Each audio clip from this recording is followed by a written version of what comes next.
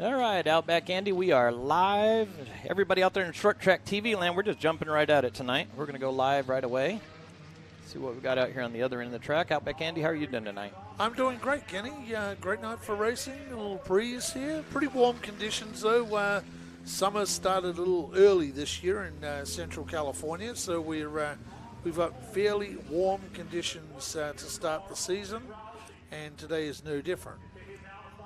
Warm, warm, warm, as you say. Yep, a little warm out there for the guys, and a couple of cars are having some issues during practice today with heat, so hopefully that'll help them out on Children's Night here at Madera Speedway. And we can tell you the cars on the racetrack out there right now. Let's take a look at them. The 22 entry out of Madera Ranchos in the Conquest Pest Control, Sierra Construction. That is Nick Rousey. Along the outside of Nick Rousey, Rick Lee out of Oakhurst in the Pat's Towing number 86. We move to row number 2. On the inside, it's the 18X of Dan Myrick. Dan Myrick in the House of Juju. Rocket Motorsports and Papa's Place entry. On the outside of him, it is Johnny Everywhere.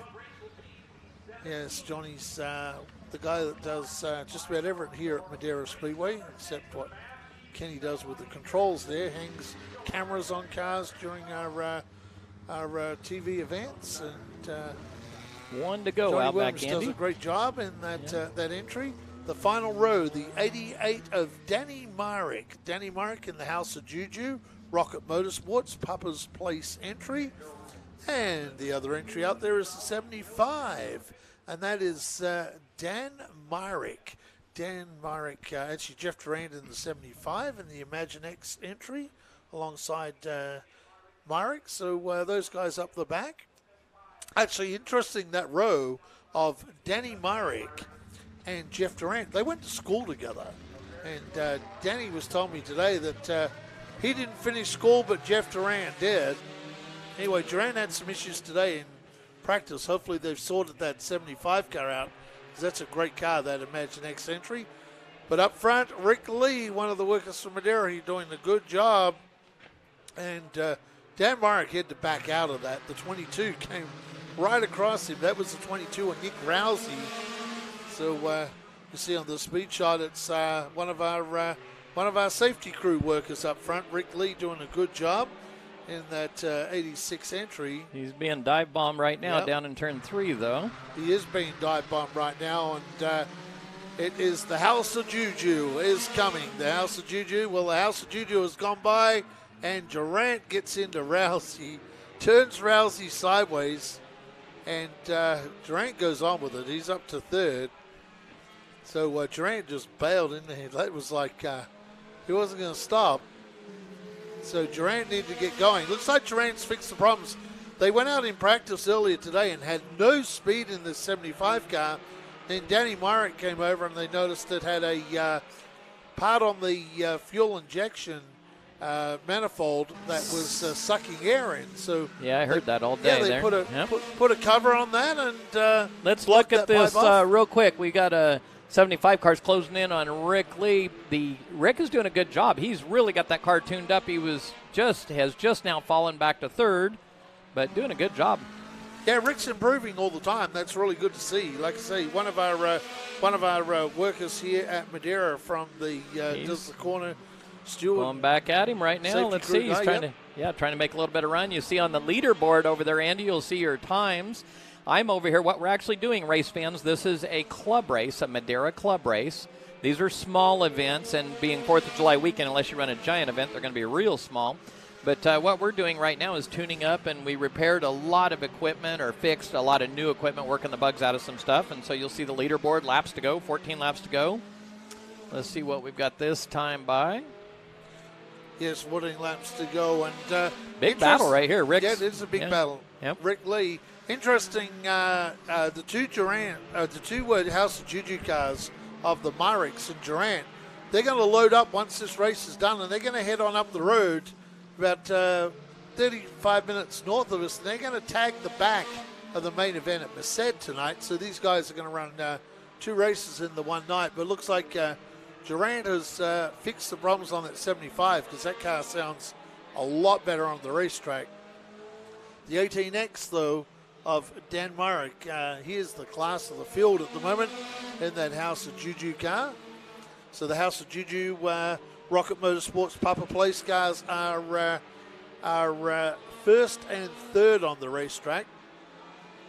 Then you go back to the fourth place car of Rick Lee, the 22X of Nick Rousey out of Madera Ranchos, and of course Johnny Williams. Johnny Williams in that car from Madera Speedway. Ton of sponsors on Johnny Williams' car. So Johnny Williams trying to catch up now to that 22 of Rousey, as going past the line now, Myrick. And that's Danny Myrick, or Dan Myrick. Dan Myrick is junior, Dan senior is Danny Myrick. So two Myrick cars, and I think that 75, that Imagine If House of Juju entry of Durant is closing. So I think he is definitely closing in on him. I'm looking at the lap times. Dan Myrick's running a 19.111, where Jeff Durant's running an 18.562. Not sure there's enough laps with 7 laps remaining for Jeff Durant to close in on the back of Dan Myrick, but he's going to do a great job here trying to close him down.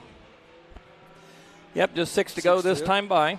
6 to go at the line right now. So Dan Myrick in that House of Juju in control of this event from Durant. Yep, Jeff Durant is 3.76. Oh, we got a car up on the wall, and that was the 22 of Nick Rousey. Like so I was saying, Jeff Durant, Andy, 3.76 seconds. Let's see if he can close in right here, and that is the 22 car that's wounded right now. Yeah, got a flat tire, Kenny. Yep. Right front tire is down on the 22 car. Durant fell back another 2/10 right there, so that's not looking good. A little bit more. No. So Durant, that time it was a 4.19 for the last lap for Myrick and a 7.80. So Dan Myrick has just turned up the heat on Jeff Durant. Yep, just 4 laps to go, 3 this time by. Jeff Durant's fastest lap was an 18.423 on lap 10, where Dan Myrick on lap 3 laid down a 17.800. That time a 4.68 for Dan Myrick and a 5.78 for Durant and an 8.10 for Danny Myrick. So Jeff Durant in the sandwich of the Myricks. Yep, I just saw Frank motion. It's 1 to go. Yes. I could see white flags coming out this time by on the 18 car, right? White flag. It will be on the 18X. The 18X of Dan Myrick. So there we go. There's the white flag from Frank now. And there is Jeff Durant in second. And then Imagine If 75 entry. And Danny Myrick, the senior of the two Myricks. So half a lap left to go for Dan Myrick and Rick Lee, winning the battle of the Madera workers here over Johnny Williams at the moment, but it's all over Red Rover, and the 18X of Dan Myrick takes the win in the House of Juju Rocket Motorsports Papa Place entry from the Imagine If 75 and House of Juju of Jeff Durant. Third place will go to Danny Myrick in the House of Juju Papa's Place Rocket Motorsports entry. And filling fourth place will be the 86 of Rick Lee out of Oakhurst and the Pat Stowing over John Williams in the Madera Speedway entry. So great job by Dan Myrick picking up the win in our four-cylinder division. This division's growing here at Madera. Of course, you got that big event coming up later in the year for even just a couple of weeks. July 17th, CVMS is coming in. They'll have 18 to 20 cars. A bunch of these guys. I want to go back to something here, Andy. Look at the leaderboard there. Rick, our safety workers, in fourth. And did you say John Williams finished behind him? Yes, he did. John Williams got beat by Rick Lee today. Dean's kind of bouncing around there. Sorry, we don't want to get seasick, do we? He's kind of moving around a little bit there, reloading. What we're doing here, again, we're testing equipment, playing. It's a club race, this little deal. And so as the drivers are testing and tuning up, I'm doing the same thing. So you'll see some different graphics, and we're running another system. We had some issues with radios that last week when we would trigger the transmit of a radio, the RF signal would blast all through here and turn audio on and off. And let's listen down below here. I'm going to crank that up a little bit.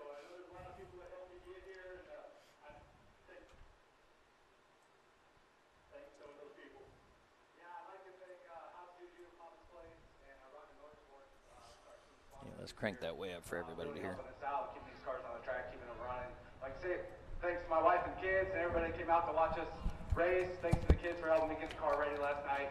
And thank God for letting us get out here and race. And there ain't nothing better than racing. So there you go, race fans. Give it to the driver of the 18X of Daryl Herzog. Now we're going to talk to the other house of Juju, number 75.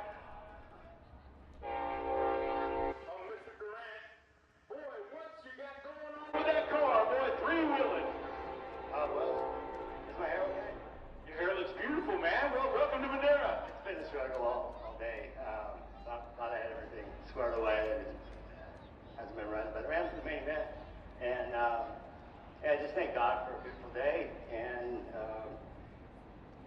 by the time I got to second, DJ was too far out there, so. Okay. Yeah, we saw that you were having a lot of problems in hot laps. We don't know if it was fuel pickup or what. Still not sure. Well, man, you finished on the podium. Congratulations. Thank you. Give it up for the driver, 75, Rick Durant.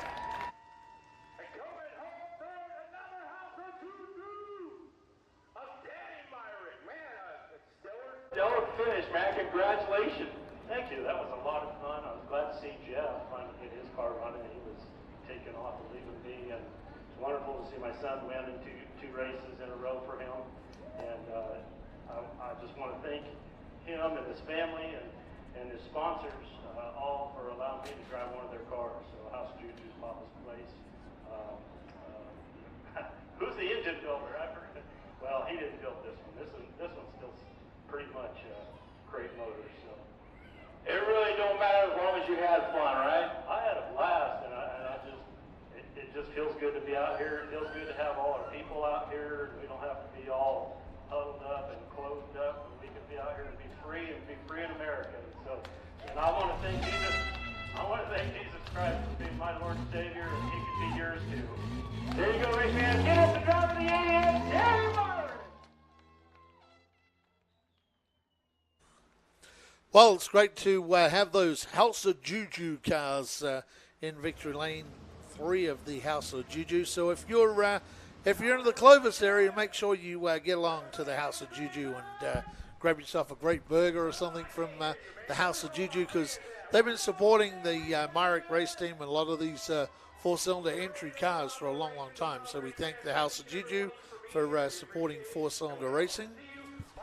Yeah, and those 4-cylinder cars, that's some of the most fun folks you'll be around. They race for fun, fun, and more fun. Well, I was down there today, and I can tell you that those guys down there told me, hey, we got to get you into one of these cars. And I kind of have a bit of a rule these days that I stay out of race cars, because the last time I got in a race thing. Cost you a lot of money? Yeah, it cost me a lot of money. I ended up owning, and I'm too competitive just to buy some sort of clunker to drive around. I want to have the fast car and the best looking car out there. So I can understand that. I try. You know how it is, Kenny. You're a racer. You know, so I try and stay clear of getting into race cars. That's for sure. Yep. What do you have out there on chat? Just getting back into the chat here. I had to dive out for a second, so just getting back into the live chat down here. Going to have a look what we got going on. We got Jib Jib. Jib Jib is from Thailand, so thank you for. I did see that before we went live that you're online. So we got Michael McMean says. Hello, he's watching. Oh, Michael's got a gig tonight, so he must be playing music tonight. Yeah. So our normal race director is not here tonight. Willis Carter, live from North Carolina, NASCAR country. Yes, enjoy your shows on Mondays and Saturdays. Thank you for watching. We enjoy everybody watching us Monday night. And thank you for continuing to do that, for watching us on MAV TV. Of course, Sterling Baker. Sterling, happy 4th to you too, sir. Let me jump in there real quick, Andy. What's next Monday night? Next Monday night is MAV TV. It's Madeira the Racing. start of the 2021 season. Madeira Racing on MAV TV, the 7th season, will go from next Monday night, July 5th, all the way to May. Fans on MAV TV will enjoy brand new episodes throughout that whole season, season 7. So it's a big celebration for us. That's come around real quick, Kenny. Yeah, I don't want to spoil it, but we had a brand new winner also. Yeah. Next Monday night. So, we've actually, in fact, we've had 5 rounds of our late models so far. We've had 5 different winners. 5 different in the winners, TV and series. we have potential, I believe, to go all the way out to round 7 with different winners, possibly even round 8. And I noticed that Graham Denty, my former crew chief, Havachat Lean, and Paul from Queensland. So all the Queenslanders there, the banana benders, they're all on the channel tonight. Good to have you Queenslanders along. Now, do they grow bananas in Queensland? Yeah, they do actually up north. I believe they grow bananas up there. Huh. Yep. I love bananas. Yeah, those guys would be pretty pumped too to hear that the promoter of Archerville Speedway in Queensland was just awarded the promoter at the brand new government-owned racetrack in Sydney that's replacing Parramatta. So the Queenslanders will be happy that the promoter from Archerfield is actually picking up that as well, because that's going to help Queensland as well. Jeff McCoy is from Webster, Florida. Welcome along, sir. Craig Nelson is from, asking someone where they're from in Sacramento. Mark Clayton on there from Sacramento. So we had a few Californian people on there. Let us know where you're from, and on the chat, let us know where you're from. Yeah, I'm reloading some graphics, and like we were saying, it's a test and tune for us, small club race, July 4th weekend. Happy Independence Day to everyone out there. Yeah, and also watching a friend of mine, Vernon. Hey, glad to see you on there watching as well. A private message that people are watching, so it's great to see. I wonder what's planned for the barbecues this weekend, Andy. You might want to ask folks out there. Yeah. You get to see it. I don't have the message board. I've got the controllers What are you here. barbecuing this weekend? Is it just hot dogs and hamburgers, all tradition, or is it something special? Yeah, I think tomorrow night. I think I'm going to fire up the barbecue tomorrow night. I'm going to cook some good steaks. I'm jonesing for a good steak huh? tomorrow night. Yeah, I would agree with that. Let's take a look what's on the racetrack. On the outside the front row, it is Steve Schimmelhorn, former champion in this division, and that great car of his, the 42, the Driven Animosity, fresh off the grill. It is the current 2020 Madeira Speedway Hobby Stock Champion, Manny Gonzalez Jr., Donnie Large in the number 2, and in the truck, it is Harley Keneally. Young Harley doing a good job since this young lady jumped into this truck in the Wiley X Stark Naked Graphics, 91 up and up energy drink. Line X of Pittsburgh on paper. Reaper Speed Labs. Watch. All right, you done? Yeah, Reaper Speed Labs. Come on, let me jump in there. Yep, go ahead. And then you can have right back. Watch for the number 2 car, race fans. Donnie Large Jr. did a little bit of geometry change. They claimed they found something that looked really good in the heat race earlier. Watch that number 2 car come forward tonight.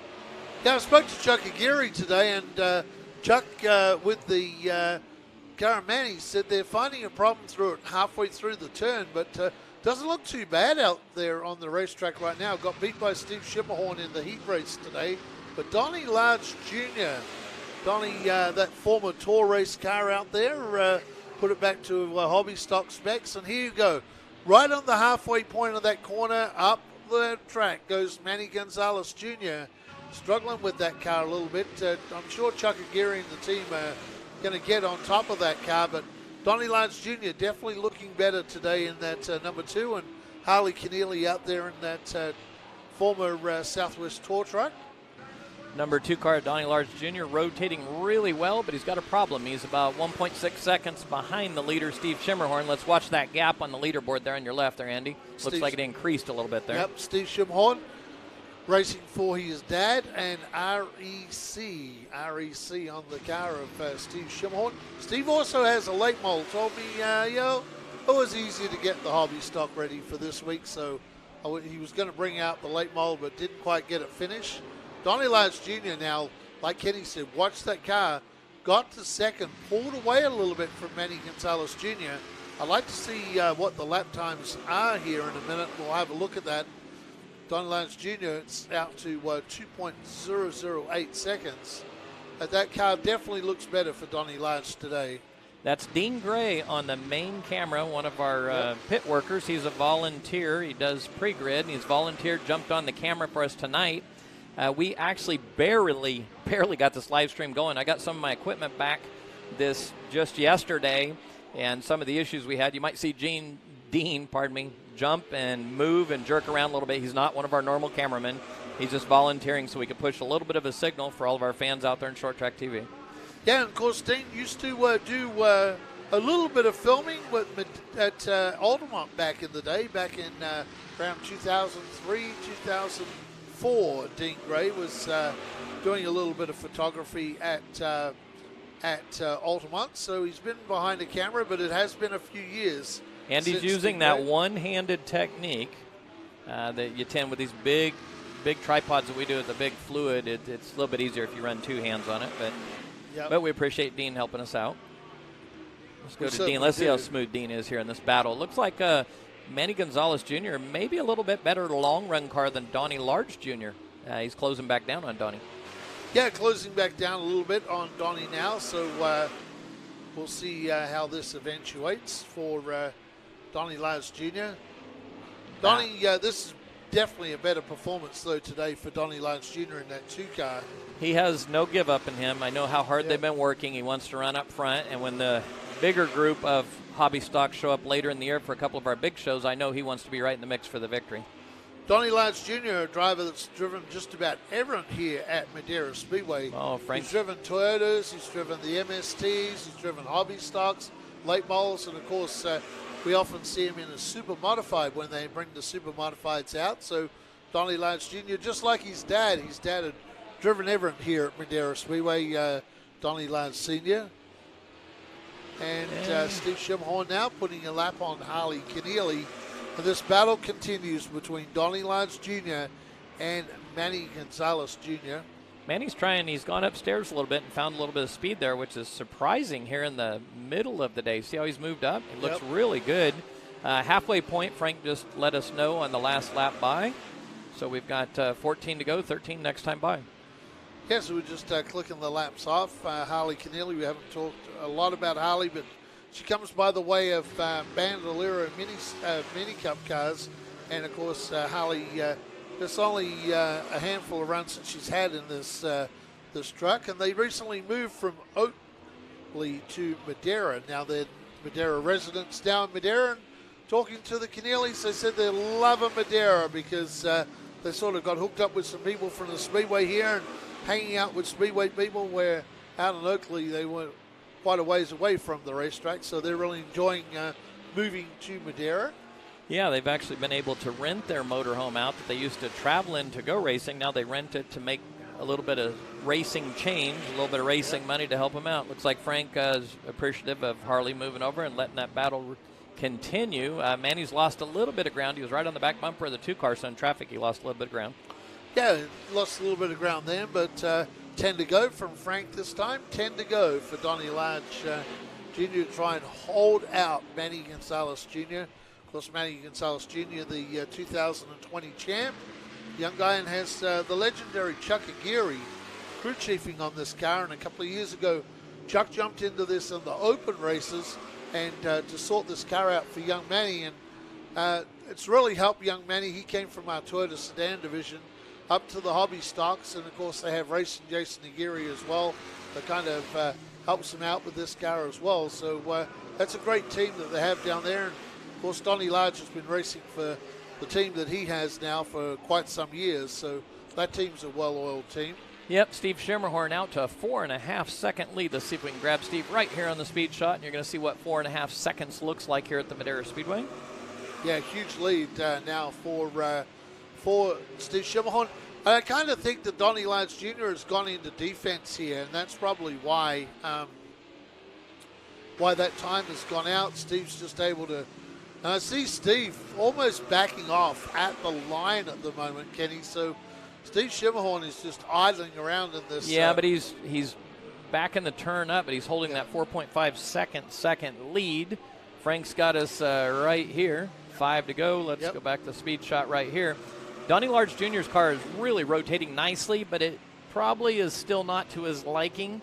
5 to go. 5 to go at the moment. So as Steve Schimmerhorn brings it to line, it'll be 4 to go for that REC entry course racing for his dad at the moment. Having some issues right now. So Steve Schimmerhorn, we're all thinking of Steve and his dad and the family. As Steve Schimmerhorn now brings it to the line once again. Great job by Steve Schimmerhorn. 4.7 seconds now. Really letting him have it. Yes, he is. And looks like Donnie Large was pulled away a little from Manny Gonzalez Jr. So the battle of the juniors down there, Donnie Large was pulled away a little to give himself some breathing room. We're getting ready for the white flag here any time here. In fact, here's how we can tell right here on your screen. Now. Yep. White flag from Frank Mead. So here you go. There's that speed shot out of turn number 4. And you'll see where Donnie Large Jr. has increased that lead over Manny Gonzalez. And Steve Schimmerhorn just idles that car out of turns 3 and 4. Tiptoeing through there. That checker flag's always so pretty with the blue sky in the background. Watch right here. Love that shot. Madera Speedway down underneath it. Again, club racing, as you see in the upper left-hand side of your screen, race fans. Club racing here from the Madera Speedway. It's instead of hanging out the country club, guys are hanging on the steering wheels. It's all about tuning up, having fun, smiling, but we have a pretty serious MST race coming up. You'll see twin 24s. Oh, let's see if Steve can get it.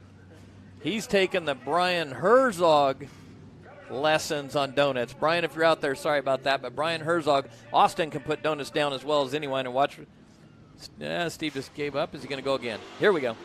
That's a little better. That's a little better. And that was really good. I missed it, darn it. I was trying to get to Dean. He parked it right in there. I was watching out the window and not paying attention. I thought I was on Dean's camera and missed it. Sorry, Steve. That was perfect. So I take it back. He did a good job. He just had to get dialed in when he went off in the grass down there. That was funny. All right, I'm going to jump over the other mic, crack Dean's mic open, and shut ours off here. Brian Smith, our track announcer's down there, and he'll take you through the trophy presentations.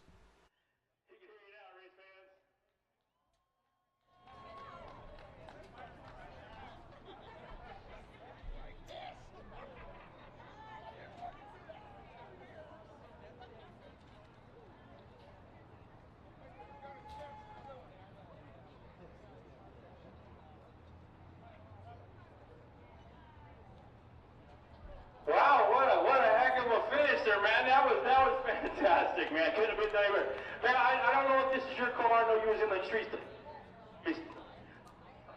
hobby stocks for a minute, and then you went up to the late malls. I don't know if this is your car. It's got your name on, so it's got to be your car. I didn't know Nick was driving it, but man, you did a flawless job tonight, man. Oh, I've been playing with this thing. This is only the second time I've had it back out since 2019. Like I said, Nick Rowe's been driving it. Real Environmental, Fortney Towing, Mid-State Roofing, JCS Designs, all these people, Rusty Piston, they make this possible for me to do this. Well, yeah, it takes the whole village to get a race car to the racetrack, and you know that. Absolutely. I wish there was more out here, man. There's a lot of cars sitting. This is probably one of the best, most competitive, clean, hard racing classes there is. Well, I know a few more guys from Bakersfield that are getting cars. They just got to get them set up to come, and they're going to head this way. Tell them to come on up. Let's have some fun. There you go, race fans. Give it up to driver number 4, Steve.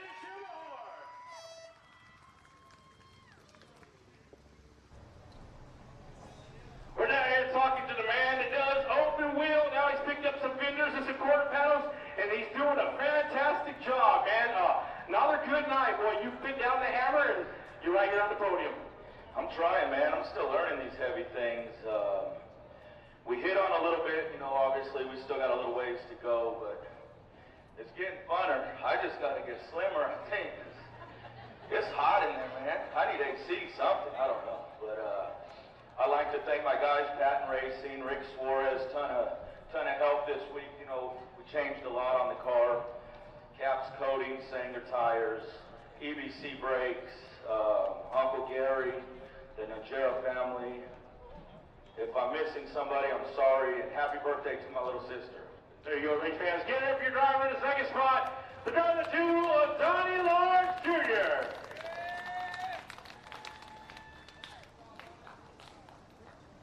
We're here with the third place finisher. Man, I don't know what was going on with the car tonight, man. Yeah, a whole lot of sign-in speech battle with today, but I gotta thank my crew for they tried their hardest to make it perfect, but just couldn't get it right. Tried our best, maybe next time.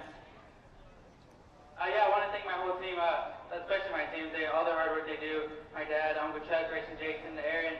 I gotta thank my sponsors, Fresh Off the Grill, Caps Party Coating, German Animosity. Just everyone that helps out on this car. Thank you to everyone that came out and have a safe 4th of July and have fun tomorrow. All right, race fans. I also want to give a special thanks to Ken Coventry. Hope he can feel better and see him the next one. Here you are, race fans. Here for the driver number 42, Manny Gonzalez Jr. Up next, I believe, is the MSTs. They're doing a double 24 laps, so they're going to do 24 laps and then do a break and then come back and do 24 more laps. So get ready, race fans. 48 laps to go.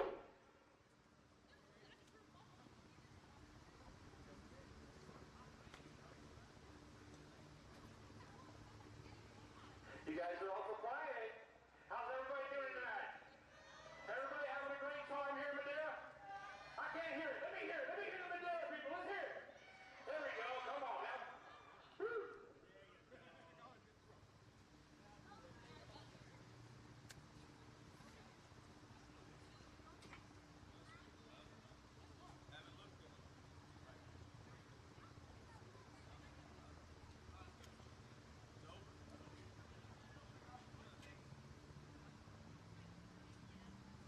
Well, thank you down there, Brian Smith, and great to see Victory Lane, Steve Schimmelhorn, Donnie Lodge Jr., and Manny Gonzalez Jr.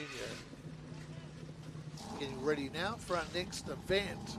And as Kenny said, we got a really good field of MSTs.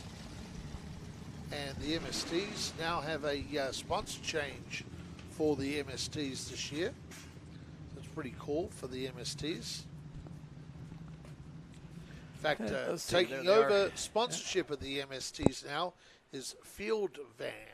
So they'll be known as the Field Van MSTs from now on here at Madera. They're sitting back there behind that open gate. For those of you that have not been to the Madera Speedway, that's the entrance gate. And off of the end of the front straightaway is the exit gate. Those are closed, and off we go. It's almost like cage fighting. They put them in, close the gates, and off you go. Let them go.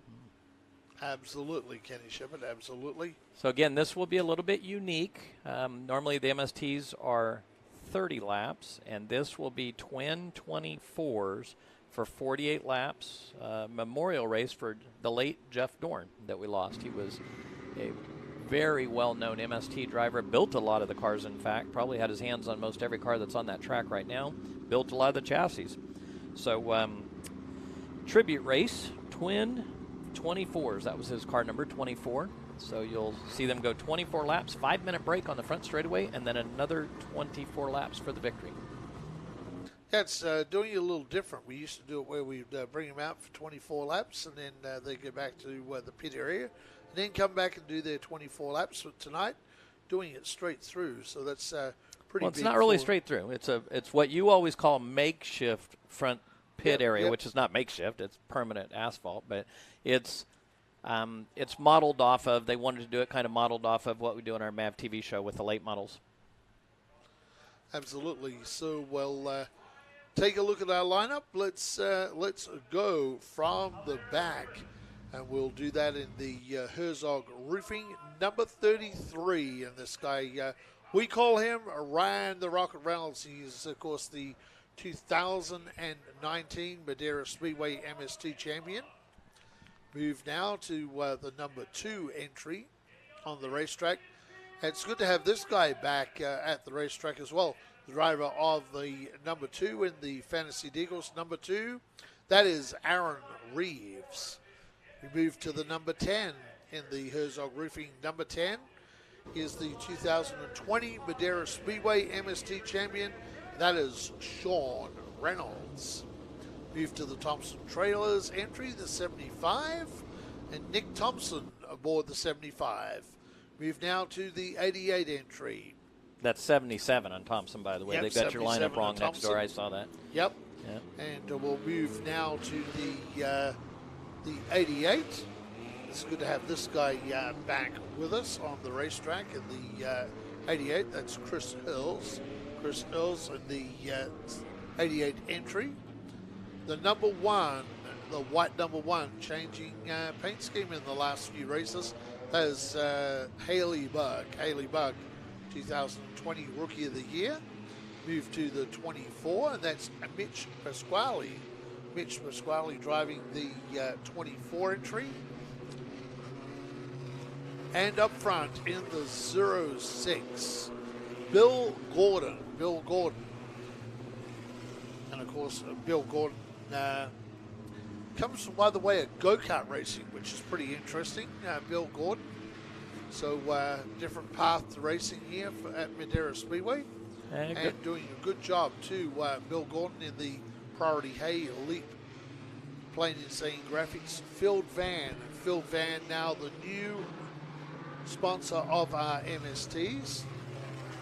Chris Earls is out of Fresno in the Pi Solar Fresno diesel and gas entry. What I was going to ask was, didn't the Reynolds boys also come from go-kart racing?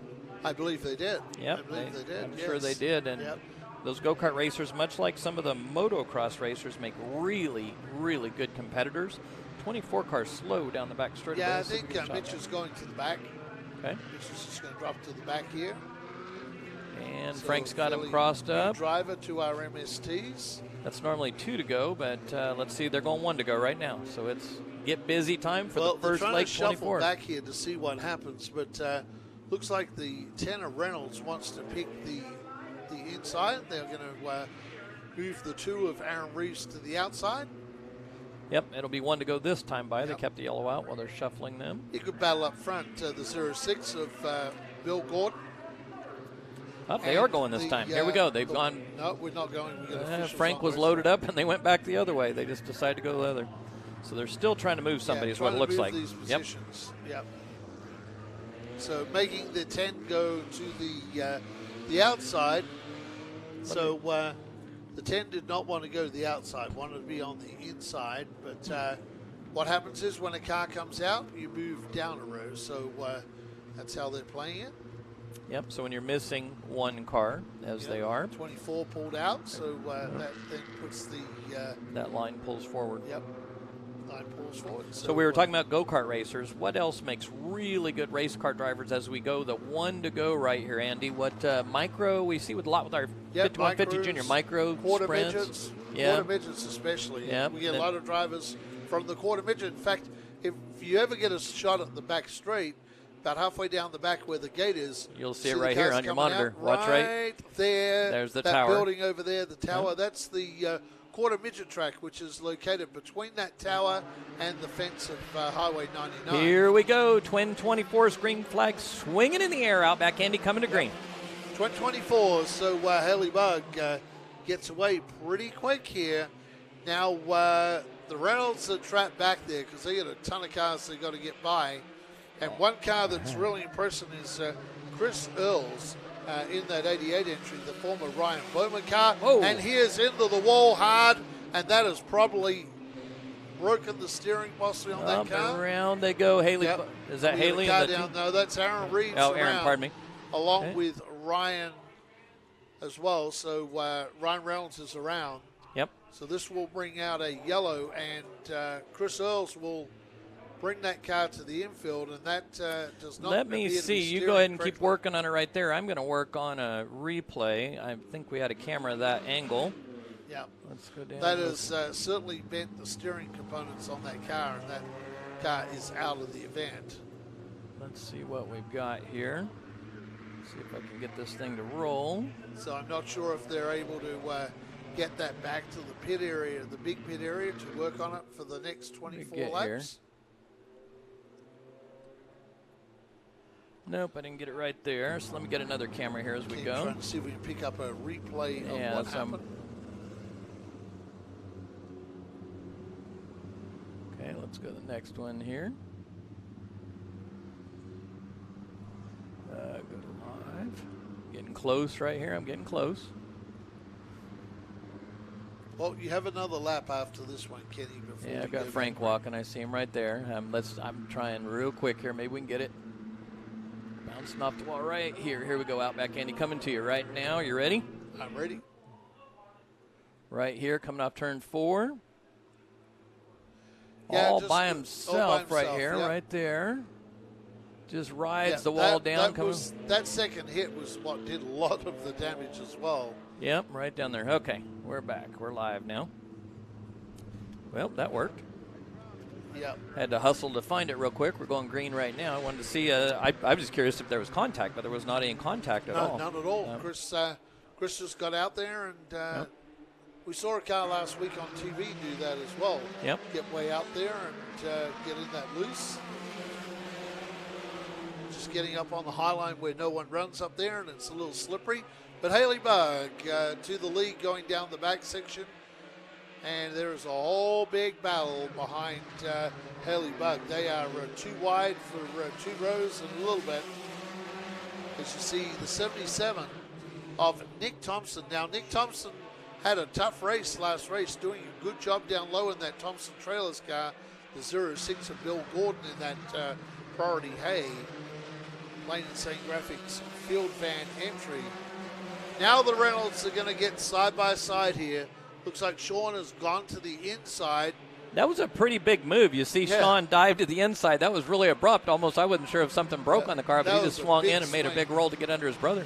Big swing. And I think Shawn was thinking that the 77 of Thompson might have been able to go with that 06, but rather Ryan went to the outside. Maybe Shawn should have stayed up there. I think Shawn's going to follow him to the Yep. top is what He he'll will do. now, but Shawn's Long probably race, only 4 down. In fact, let's put that ticker up, and let's see what we've got here. Shawn's probably thinking he should have stayed out there because that's allowed rather Ryan the Rocket Reynolds to get by. So Shawn now has to find a way past the 77 and Nick Thompson, who is having a lot better run today in that 77 entry. So now the 06 of Bill Gordon going into turn. You see how the car was sat very, very well, that 33. Reynolds Brothers have great handling cars. They have really worked on these former Herzog cars. These are the ones that Daryl and his son used to run. Of course, Tyler, his son, won last week on TV. So the Herzog group, and looks like trouble for Mitch Pasquale. Mitch has stopped down the back, trying to get that car to the infield. He'll successfully do that, as Haley Bug has about 2/3 the length of the straight ahead right now. Reynolds Brothers side by side, and this is the best thing for Haley Bug. When these two brothers get running side by side, that may slow up the pace a little bit. Yeah, watch your leaderboard, though, race fans. 3.5 seconds behind is Shawn Reynolds, behind Haley Bug on lap. Well, we've got Frank motioning to someone. Let's see what he got my attention there. So Haley Bug, 3.7 seconds out now. So as they're fighting side by side, they're losing some ground. This is probably a time Haley Bug would prefer to go a straight 30 versus twin 24s. Yes. Haley Bug would love that, but Haley got a big lead, and these guys don't seem to be chopping into it too much at the moment. So that's good news for Haley. Again, we're working on our systems, and lucky we even got the stream up and running here. But you'll notice on the leaderboard the ticker. That's what I'm really working on right now. And what's interesting to me that we're trying to work out, when they hit the start-finish line, they'll go one lap down. That's because the leader's on one side and the second, third place car is on another. So you'll see it briefly hit one lap down and then trigger back from the timing and scoring system. Yep, there he goes. Haley Bug gets by. So if this thing stays clean and green, it's possible that they are not going to catch Haley That's Bug. for the first segment. But Yep, you know what? for the It's first segment. not two different races. Yeah. It's a 48-lap race, and it's tune-up time at the halfway break. So there's a lot of pressure. You get to close the gap. It's kind of a 5-minute slow-motion pit stop, so you get to tune the car up, too. So it's all about who makes the best changes, as we see a lot in our television show, the MAV TV show with the 5150 Juniors and the Pro Late models. Take Jaden Walbridge, for example, Outback Andy.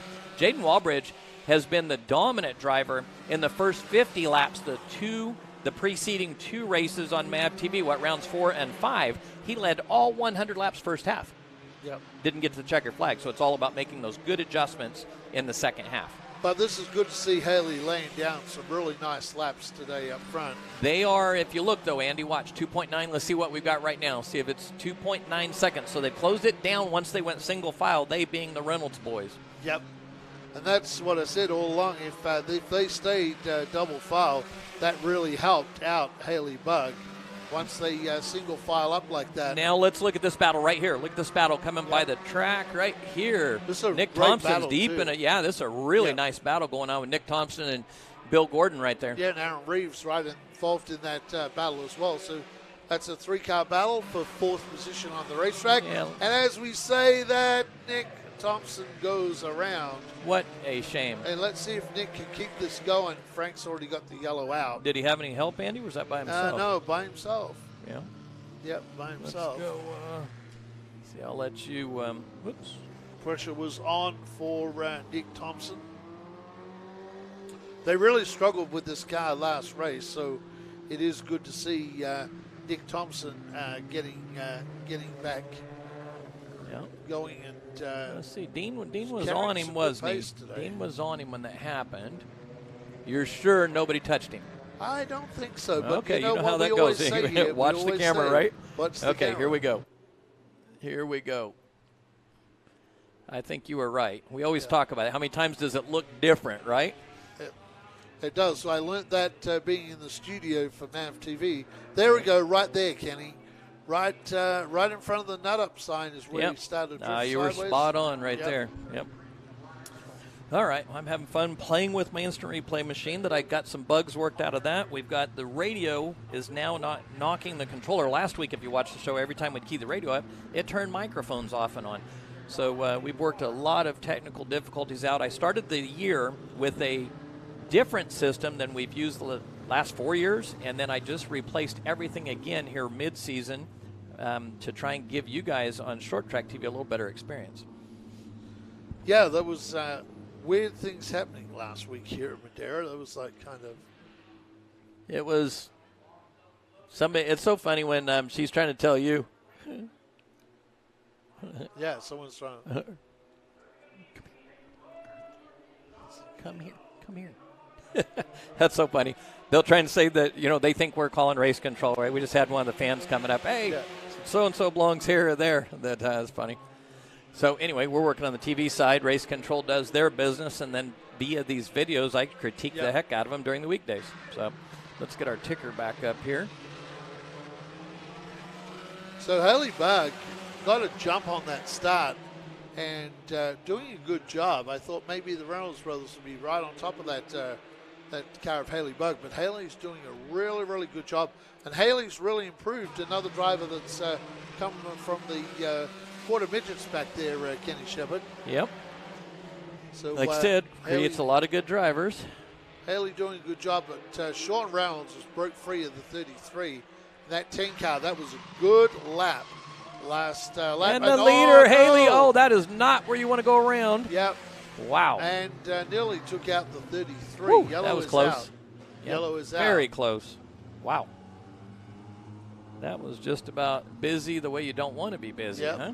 Now, the interesting thing will be here what happens with the 33. We have sometimes an involvement rule, so we'll have to wait to see. But it's going to be, it'll be what happened with Haley. So we'll see what happens here. Either maintaining speed or Let's We'll just see what right they're gonna do here, with the- right here. Let's go to this camera angle. No, it won't be a maintaining speed. It's going to be, I would be really surprised. All right, here we go. Turn it. Got it. Haley right up front here on your monitor, Andy, all by herself. And what they do, it's the involvement rule. So if you're involved in causing the caution, so what they're going to try and identify what they should is clearly what caused the caution is the one car. Yeah. So it would be. Haley did well and especially all those cars behind to not get into that one car. Let's buzz this back real quick. I'll check my audio. See, last week when I did this, Andy, it fired my audio. So it would drive everyone nuts. You'd hear all kinds of loud noises, and it'd trigger the flag stand. So, yeah, overcorrected right here and almost went back. That could have been ugly right there. Yep, could have got into that tank car and had that tank car into the wall. All right. There we are. We're back live now. Same shot, so it looked a little odd, but okay. So, seems like I've got the bugs worked out of the instant replay machine. I've got the bugs worked out of the audio side and all these things turning other things on when I key the radio. And again, this is completely different. And this is what we're using to provide our live stream experience. And this was the equipment. We were talking about the Super Chats, for example. Anyone that donates to the Super Chats, it goes to all of this equipment. I've spent about $20,000 in additional equipment that is just here for the live streams. To give you guys instant replay, you'll also see, I'm not running them right now. We'll put one graphic up. But you'll see graphics all over here coming up in the live shows, especially our TV shows. It'll look just like it does on MAV TV. So the system I'm running now is a second system that I will have one of our operators run while we're doing the MAV TV show. So we'll pop that graphic back up. And this is a system we built just for the short track TV. Give our fans more of a real race-like experience like you'd see on a Sunday afternoon. See what Frank's doing right here. He's got a black flag rolled up pointing at somebody. So they are going to put the 33 with the one at the back. Now, was it the 33 that touched him off of turn 4? No, I don't think so. Well, no, I thought that was the. Yeah. The 33 took evasive action. Interesting. And went down onto the grass. So I guess they're playing that as the involvement rule. Let's see. What this No, does. they're moving him back up. Yeah, there's. Again, we're not even in communication. Race control is next door. The way I do things, I train people, work very hard to make it simple, cut, and dry. Just ask my brother. You do something wrong, even my brother got suspended for a while at one of my tracks. And so the involvement rule is if they cause the caution. Let's see. But that was really more of taking evasive action and not driving through. That was very clear. What caused the caution there, Andy? What caused the caution? The caution was the one car went sideways. And that's what I train the staff all the time. And again, I don't communicate with them during the races. Even a MAV TV night, we don't communicate. What I do is use all of these camera angles, which there's only a few tonight, but I critique the heck out of our guys during the weekdays on good call, bad call, and we look for the best of the best and calls all the time. So it looks like one to go this time by Outback. Andy, how's your chat board doing over there? Yeah, we got some chats, local people tuning in, which is good that we've got our local people tuning in. When you say local, like local is being Madera in the grandstands? Type people, yeah, we got local people from locally in Madera here. People in the grandstands or in Madera? No, in Madera. Oh, I was going to say it's kind of fun when people in the grandstands, I've had them message us, or I can't see it over here. I've just got the TV monitors and the switchers and all the things I'm working on. Okay, here we're coming back to green. Outback Andy, you'll see 28 to go, but that's actually 4 to go for the break. So we just have 4 laps to go for the break, and this might be, Reynolds sideways loose up front. Now it's two brothers together. Brothers battling on, but my interest is really on this third position because that is a really good battle. Wow. Nick Thompson and Bill Gordon. Of course, Nick had that spin earlier. Yeah, and he recovered really well, didn't he? He's recovered to put this car third. They really struggled with this car for a few races, and I noticed that we had someone else, one of the Thompsons, driving. Nick's around Nick's again. Around, yep. Just as we say that, the curse of the announcer. Well, that may have happened. The 33 actually got loose right before him, so he might have. We got trouble down there too, down in turn 1, and the yellow is out. That's Haley bugged by the looks of it, and wow, I'm not sure if there's not oil on this racetrack because you got a car spun. It didn't look like a spin from oil to me. No. I'm just watching, but let's go. I've got my little replay gizmo here. In fact, Let's see what we can find here. The track crew are going out to Oh, they'll go out and inspect look it, here. absolutely. Yep. They'll look at it and then back to live. Let's see what we've got here. Okay, so we've got Nick Thompson. We're going to show that shot first. All right, so here's our halfway break. So we're going to go, here we go. So it's going to be Thompson first right here. Let's watch this spin. Nick's all Dean's on his a little bit own the right. up there. Yeah, he's on his own here. That's right in the same spot we've seen a couple of cars. Yeah. In fact, Well, the we've right now- rear is kind of out of that lower groove, I would say. So let's go to this other camera while this happens. Let's jump over here. You're going to see the cars come past. Frank's already ready with the caution. And let's watch what happens down here at the other end that Andy saw that he thought track workers are out there right now. Watch this right here, Andy. It looks like car on the outside's loose. Loose right there. You can see it from the bigger monitor. Yep. Yep, it just looked like the 06 car got loose, did it not? Yep, the 06 got loose by itself. Let's see here. I'll back it up here a Yeah, little bit. Let's and now see I this. see what happens with Aaron Reeves. I Okay, can here see we go. what's going on Here we there. go, right here. It's hard to say from that angle, and I don't think Dean Gray was on that one. Dean was down on the spun car. Yeah, he was down here. So, maybe we can pick it up right here. Oh, yeah, got loose on his own. You can see it clear from that angle. So that's a good example of it's interesting to see angles. what happens after that with Aaron Reeves. Aaron, I think, just spun. Yep, so they got a 5-minute break. Outback Andy, what do you say we do what we love to do? Brag about our sponsors, support the brands that support our sport. Nut Up, 5150, and Mission Foods are big three. We've got 805 right behind them. Super Chat, anything you throw to that Super Chat, I'm going to throw it in the way of parts and pieces and to give you a better experience. And I think we've earned about $200 on the Super Chat, and I've spent about 20 grand. So we'll just keep it rolling as we can. So let's go to commercial break. We'll be right back. Stay with us, race fans. Is that your stomach growling or the sound of thousands of horsepower circling the track? Fuel up for race day with Mission Foods. Supercharge your taste buds with fast and easy to create recipes that are winner circle delicious. Try some of our mouth-watering tacos to piled high nachos, fresh chips with guac, and more. Start those engines because Mission has you covered from the green flag to the checkered flag. Now that's too fast, too tasty.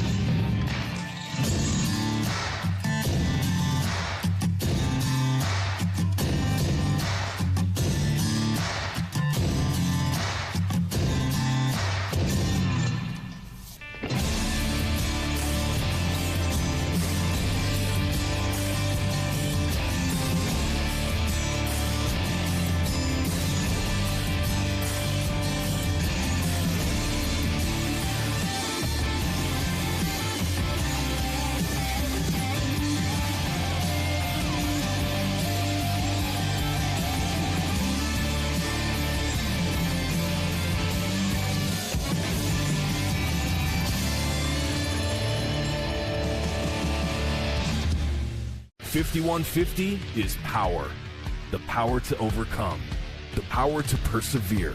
The power to set your life on a course for success. When you're faced with the challenges life throws at you, you focus and do what is needed to go beyond what is required. So stand up, stand firm, believe, make it happen, and live through the madness, knocking doors down along the way. We are 5150. All right, we're back, Outback Andy. Yeah, and we were Kenny and I were just talking during the break, and I said, you know, that spin down there in turn one, I would like to see the full replay of that a little further out. Kenny says, okay, when we come back from break, because Aaron Reeves spun on the back section now. Here, let's pull it up. Let's pull it up right now. Here we go. What happens. Here we go. So this on Dean's here. The one car is. Oh no, you're watching the two car, aren't you? There. Yeah. Okay, So gotcha. here we go. The 06 Bill Gordon spins right here, and unfortunately for Haley Bugg, Haley has absolutely nowhere to go. Well, the team car is on the outside, and that is Aaron Reeves, and then Aaron starts to face the wrong way. So right about that 5150 sign, Aaron starts to get loose. Here, let's pull it back and see. I think around. Aaron just either he got touched by Haley a little bit. I couldn't tell there, but probably more I likely think he had the right rear up and the marbles, what it looked like to me. That's what I think happened. He just watch here. See if they touch. You've got the big monitor. I've got a small monitor. You so can see better than me. No, they don't touch. Okay, right rear's in the marbles, though. He's fine there, but he's up in the marbles, and this is where it now gets loose, and there it goes. So just solo spin. Yep. So it's right by the back gate, so he ran in front of the back gate. So that's what happened now. Reeves just got up in the marbles and got loose. And, of course, a hot day like today, it is slippery up there. Well, any day, cold or hot in the marbles, they call it the marbles for a reason, right? Like stepping on marbles when you're walking. And race fans, what Andy's referring to, marbles, those of you that on pavement racing, it's really an issue. There's little bits of rubber that come off of the tires, and the groove itself where the cars are running is clean, but it throws those marbles up out of the groove. And especially when we've got Zach down there on track, you can really see it at times. And you get up there in that third lane, boy, you are driving on marbles. See the Reynolds boys up there working hard, adding a little fuel. Kind of curious to see, what adjustments they would make, much like our MAV TV drivers do. They make major adjustments. Well, they've got a couple of more minutes here. Why don't we grab? There is some fluid down on the racetrack, so they put some fluid down there. Not sure which car that was from, but there's no fluid in the corners. It's just that was when they were fueling. There, yep. They were fueling right there. Yeah, that was some fuel. That was fueling. I saw that. They were watching them very closely. Both Reynolds brothers working on the cars in tandem together. So Shawn has just walked away. Of course, he's the race leader right now, so he'll get to pick it up. And Mum's down there, helping the boys out down there. All right, we're going to take a quick commercial break. We'll be right back. Stay with us. Where you are now may not be where you came from. Sometimes you're preparing for success, and sometimes you're preparing for failure. The choices you make today may spiral out of control or spin you in the right direction. Your past doesn't define you, but the choices you make today can change your life forever. The drive can motivate you or destroy you.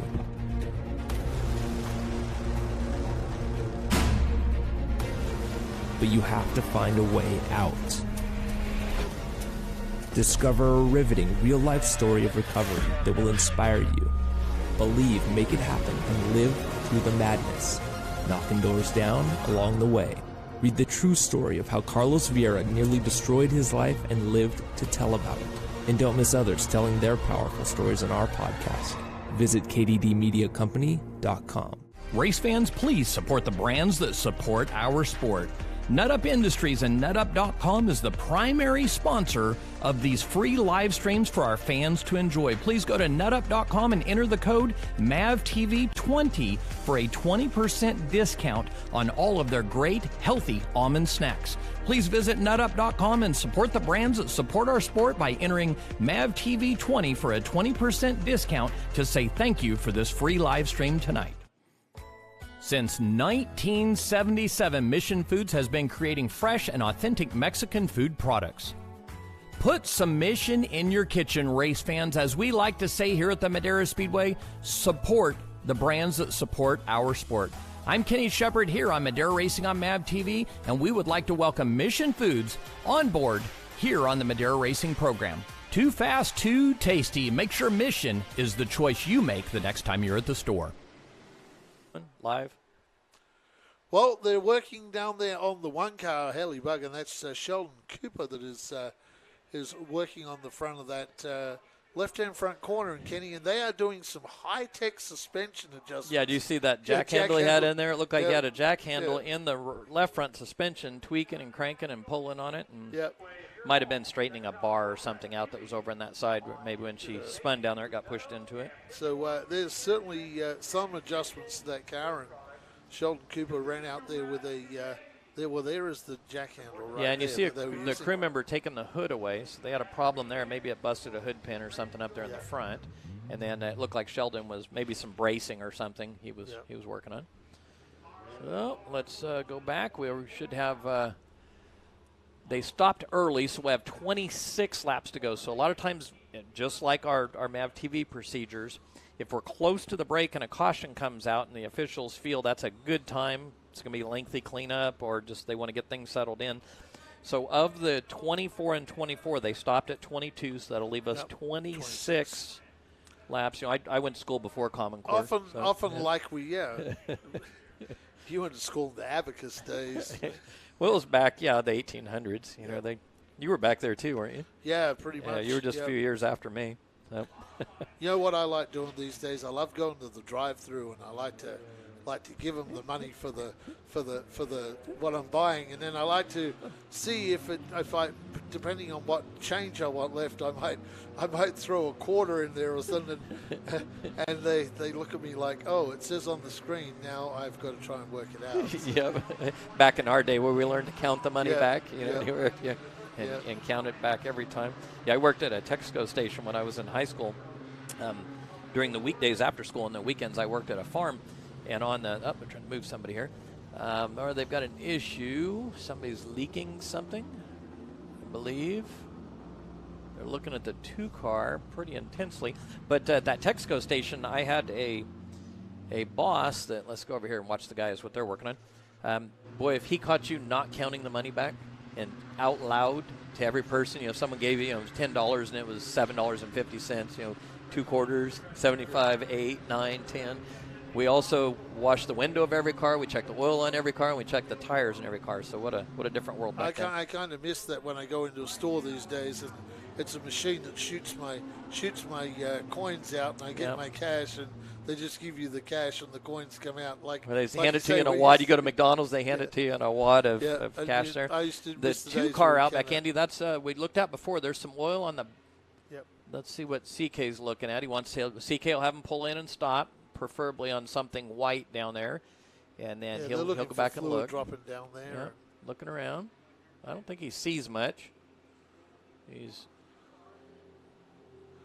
don't think he saw much join there. The back of the pack here. Yeah. So in fact, not join the back of the pack. Aaron's going to join in the position that he should be in. Yeah, they'll put him back where he was. That was an official. Same thing. If the officials. In fact, Aaron's going to go back to the position in front of those 2 cars that got together. Now, Aaron did not touch, although he did spin off there. But again, the accident was they identified for the other one, and then he got a kitchen pass on that little solo spin. But what I was going to say is, a lot of times what will happen is, and people get confused. For example, even if the officials pull someone over for a safety issue. If they want to look at a window net, if there's something they don't agree with, they will pull them over. Come into the green right now, Andy, and if that's okay, they'll go right back if it's not an issue. So come to the green, 26 laps to go, race fans, in this Jeff Doran Classic. The Reynolds brothers lead them away in the Jeff Doran Classic, and it is Ryan Reynolds on the outside trying to track down brother Shawn. And look who is back up to 3rd position on the racetrack. Nick Thompson had a couple of spins earlier, but he is back out and in 3rd position on the racetrack. So working his way away, but I'll turn my attention off of him because every time I do, we get an incident. Yeah, it looks like Dean's interested in that race for the back of the pack, but like I say, Thompson's working his way back up here. But I'm enjoying that battle up front. The Reynolds brothers doing a great job, and Shawn trying to hold out to his brother Ryan. These guys race each other hard. They're not afraid to lay a bumper to each other to move each other out of the way or rub a little wheels together, but they'll just race hard because his brother is not going to give him much room. And interesting, last year when it came down to the last race, I said to them, how are you guys going to play this out? They said, as we have done all year long. Hammer down, bumper to bumper. Yep, hammer down. And we're not really, they were the only ones that could win the championship, so they were hammer down, and they would just race the way they had all year long. Now, you were down pit side earlier today. What did you learn about their late models and the potential late model start for the boys? The late models, very, very close, the cars now. They've got 2 new late models, so the Reynolds brothers will be joining us. They are hoping, or they seem to think that they will be here for the 17th. And they're making all attempts they can because they want to try and get that race in and then come to a TV race. So the Reynolds brothers trying to get back in. Now, I think these guys are going to be really good at late models because obviously when they get to late models, Racing Jason Geary is now a part of their family, so they'll have Racing Jason to lean on for a little help, or though how long that help will go on if these guys get really good. Maybe Jason might not be so willing to give them all the speed secrets. They actually came out and drove Jason's car. That's what they tuned up in. Yep. So Jason likes good, tough competition, much like the other guys. There's so many people in this pit area that help each other. I would not be surprised at all if the Reynolds boys did not become competitive very, very quickly in those late models. Of course, their mum is the girlfriend of Racing Jason Geary, so there's a lot of help in that family, and they're actually even pitting together today. So they've been pitting in different parts of the property, but today they're actually pitted together. So be very interesting. Like I say, when they go late model racing, these guys are so good in these cars. Their racecraft is really, really good. They're going to be a great addition to our late models. We look forward to having the two brothers Reynolds, Ryan and Shawn, join us in the late models. And of course, these cars came from, of course, Daryl and Tyler Herzog. And Tyler, and who won the MAV TV Herzogs, race, the first win last Saturday night. Tyler unfortunately Herzog. for Haley Bug, Haley is pulled to the infield in the one car, so Haley is out of the event. Catch on this shot right there. Nope, couldn't catch it. No. So Haley is pulled out in the one Went car. from dominating the first half of the first half, and then is unfortunately out of the race after that spin. She may have broke something down there during that spin. So now the two Reynolds brothers are up front. Third is Nick Thompson, Aaron Reeves, and Bill Gordon. Now also next race in the MSTs, we're going to get Mr. Leap back with us, Patrick Geiger. So Patrick's going to run next race? Good. Patrick's going to be back. Good. Patrick said he was very close to making it back. He said during a little break he pulled the car apart, and he said he'd been involved in a couple of incidents. He said there were some things that needed to be straightened out and taken care of. So he stripped the car down and rebuilt the car, and he said he was very close to being ready for today. So we'll see Patrick Geiger back with the MSTs next time. He's the one that fields the 06 car of Gordon, and Patrick's cars are the cleanest cars you'll find anywhere. I mean, they're absolutely gorgeous. He paints, does some of the best painting for a living. Frank's got 10 to go out right now. Speaking of someone that paints, that's what Frank does for a living as well. And right now he's trying to paint the picture to the drivers to be smooth and be smart. Yep. Frank down there got that hands out, showing 10 to go. And Shawn closing Reynolds, in 3.62 seconds. Look on your screen, race fans, on the left-hand side. He jumped the gap right there. He's back to half a second. So let's see. Dean's got us. We're not even guiding Dean. We're just letting him go where he wants to go today. We've got the 2 flag stand cameras and the 1 moving camera of Dean's for a 3-camera shoot. Normally we shoot with 17 to 18 cameras on our MAV TV show. Yeah, so Shawn Reynolds right now, the difference was 0.574 last time by. So let's see what it is as we get to the line this time. I think it's going to be pretty similar. I think it's bigger. You think it's a bit bigger? 6.93. So Shawn picked up a little distance on Brother Ryan. Shawn doing a really, really good job today. And it's very, very difficult. Once one of these Reynolds gets in front, very difficult for the other one to pass. Now, Aaron Reeves is here as the lap car. This is possibly the only lap car they will there was some fireworks in the last finish of the MST with the brothers. We're at 5 to go right here. Here we go. Right, it looked like one had it wrapped up in one, and then things went the other direction after some contact off of turn 2 in lap traffic. But they navigated that bit of lap traffic very smoothly. Yeah, single filed out. I think no point in tearing these cars up. They know that. I think Ryan understands what's going on here because jumped out to 7.17, and trouble now for Aaron Reeves. The 2 car has gone off the pace. Let's go back down the other end. He's right here. Aaron Reeves. I don't think he's going to make it back around. He's coasting. He may try and get back down the racetrack. He's trying to get across, but he's got lap cars. He's not going to make it. Engine's flat, nothing there, and I think he did not. He was trying to get down, but he had just enough a gap where it wasn't safe to turn left. Yep. Yellow is out. Yep. Yeah, I don't think it was safe for him to cut across the track. When he was trying to get down off of turn 2, he had a little bit of a gap, but he had The 06 was coming with a He big had a head couple of of goes steam. out. If he had gone the first time, he would have probably rolled off onto the off of the racetrack. Yeah, the problem was he had traffic coming. Yeah. I think it was actually smart on Aaron's behalf not to try. He was looking for a gap in between those sides. And So the 2-car, not a good day for that team for Haley Bugs and Aaron Rees. They've had a tough day out here today. I'm Haley a was glass very half competitive full early. guy, though. Yep. I'm a glass half full guy. Haley has led a lot of laps, but that was the strongest she looked at the beginning of that race. That first segment, the first half, as I call it, she looked really good, and that's something she's really developed. As you mentioned earlier, she came from Good Times Quarter Midget Club off that back straightaway right back there, and she struggled when she first got over here. It was like a super speedway to the kids when they come over here, and she really figured this thing out. She has a lot of talent, and she was very smooth. Like I said, I would not be surprised, to your point, making it a hard day, if there was some kind of a mechanical failure that caused her to spin off of turn 4 because it was abrupt. Now the team car's broke.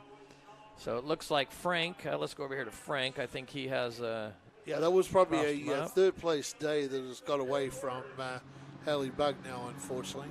And if she doesn't spin, maybe it's a first-place day.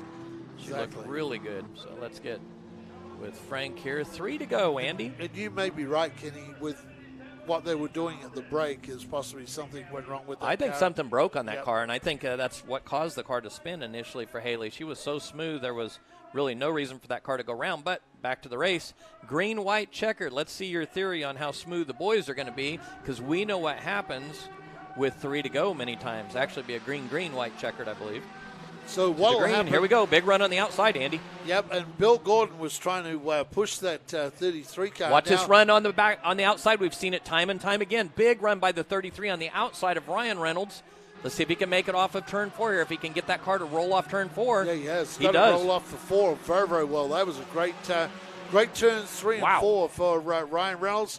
Now Shawn's got to push him up the racetrack. Here we go, side by side. These cars are so That is impressive, Andy, to roll on the top, come into the white flag, big roll on the outside. Let's see what we get side by side. Who's the leader right there?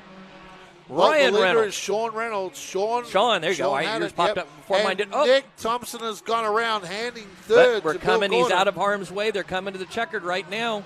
Here we see go. If there was a pause at all. Oh, Ryan Reynolds steals it on the outside. Outside, what a run. Yep. Now Bill What Gordon a run. has spun, but he has enough distance to get this car back to the line. Bill Gordon will take third. Nick Thompson fourth. But a great battle between the Reynolds brothers, Shawn and Ryan. And when it counted, Ryan got up on the wheel, made it happen on the outside. Let's look at this again. I've got to see this again. Here we go, right here. This is coming in here right now. Let's turn that microphone off. I want to see this on the. We're going to watch this a couple times. Look at this run on the outside. I mean that's impressive on the outside in the daylight. Yep. Huh? Right up the racetrack as well. Okay, let's spool that back real quick. Let's go this camera angle. Let's jump over here. Let's see what Dean had. I want to see that run he had on the outside. Oh, Dean was on the other end. Let's see what if Dean jumps back around. He may do it right here. See if Dean swings back down for the leaders for us. Nah, Dean's off it. He's off it. He missed it. There it is on that last lap, driving down to 3. All right, that was interesting. You talk about impressive. All right, let's open that microphone back up, and we're going to crank it up right here. I don't think Shawn likes that one. He knows that one got away from him a little bit. Like I was saying, you never know. Green, white, checkered. And that slams the helmet down on the roof, and I think Shawn knows he let him have that one. Yeah, very, very impressive.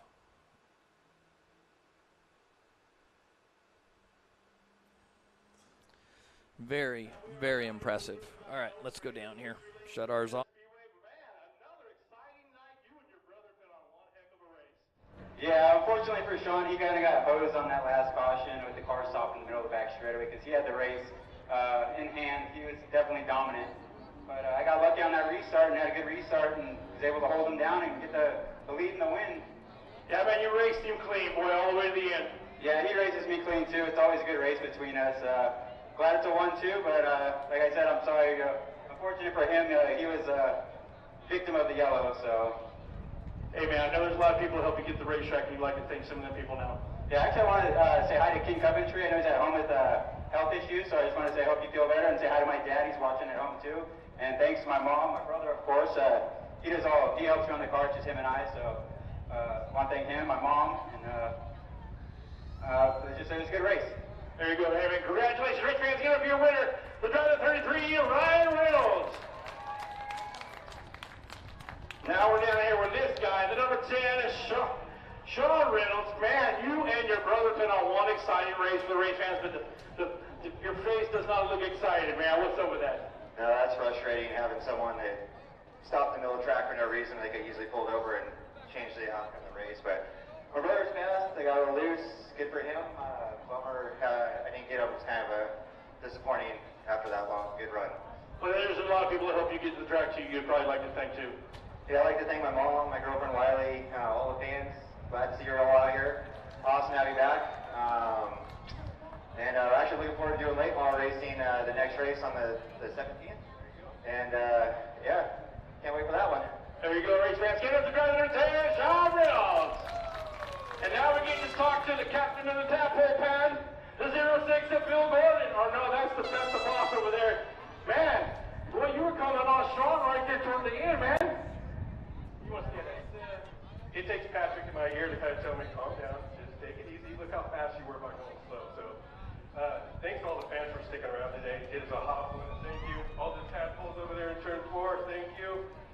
Priority Hay, Leap Automotive, Patrick Geiger for setting up a great car, and my wife, child, and all the family here. Thank you to everybody for coming out and supporting us. This means a lot. Thank you. And like he said, going slower is faster, right? It's hard to explain. It's crazy. He tells me, go slower, go slower. Did you see how fast he came off the corner? And you're going, he just told me to go slower. How am I coming off the corner faster?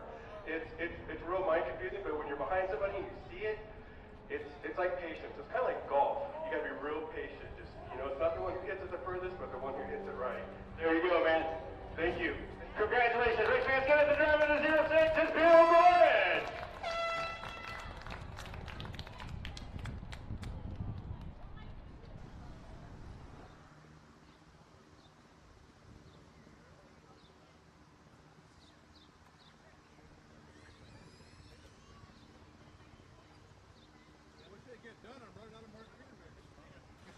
Welcome back to the Madera live stream.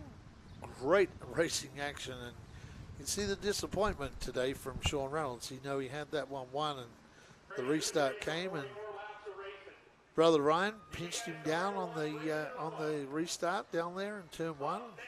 That's all it took. I really haven't seen Shawn get that animated after a race, knowing that he had that thing in control, and Ryan even said, my brother had that thing won, just a victim of that yellow flag.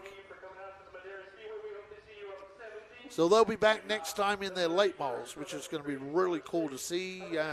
Looking forward to seeing the Reynolds brothers back with their late models coming up here in 2 weeks' time. They'll be back with us, in fact. So that'll be great news to have the Reynolds brothers back with us here at Madera.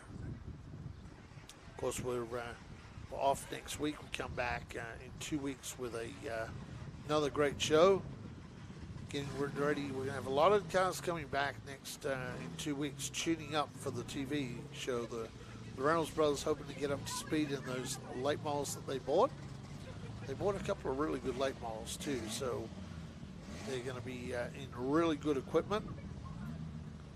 And that will be the good part about it for those guys. They'll be in good equipment. And we expect them to be competitive in the late models. Go over to our live chat and have a look. Daryl Herzog, nice finish on the outside. Yes, Daryl, you certainly know how those cars work. Those being the ex-Daryl. I just got back in here. You said Daryl Herzog? He's watching? Daryl Herzog is watching. Congratulations, nice Daryl. Outside. Huh? Yeah. I text Tyler last Sunday morning, I believe it was.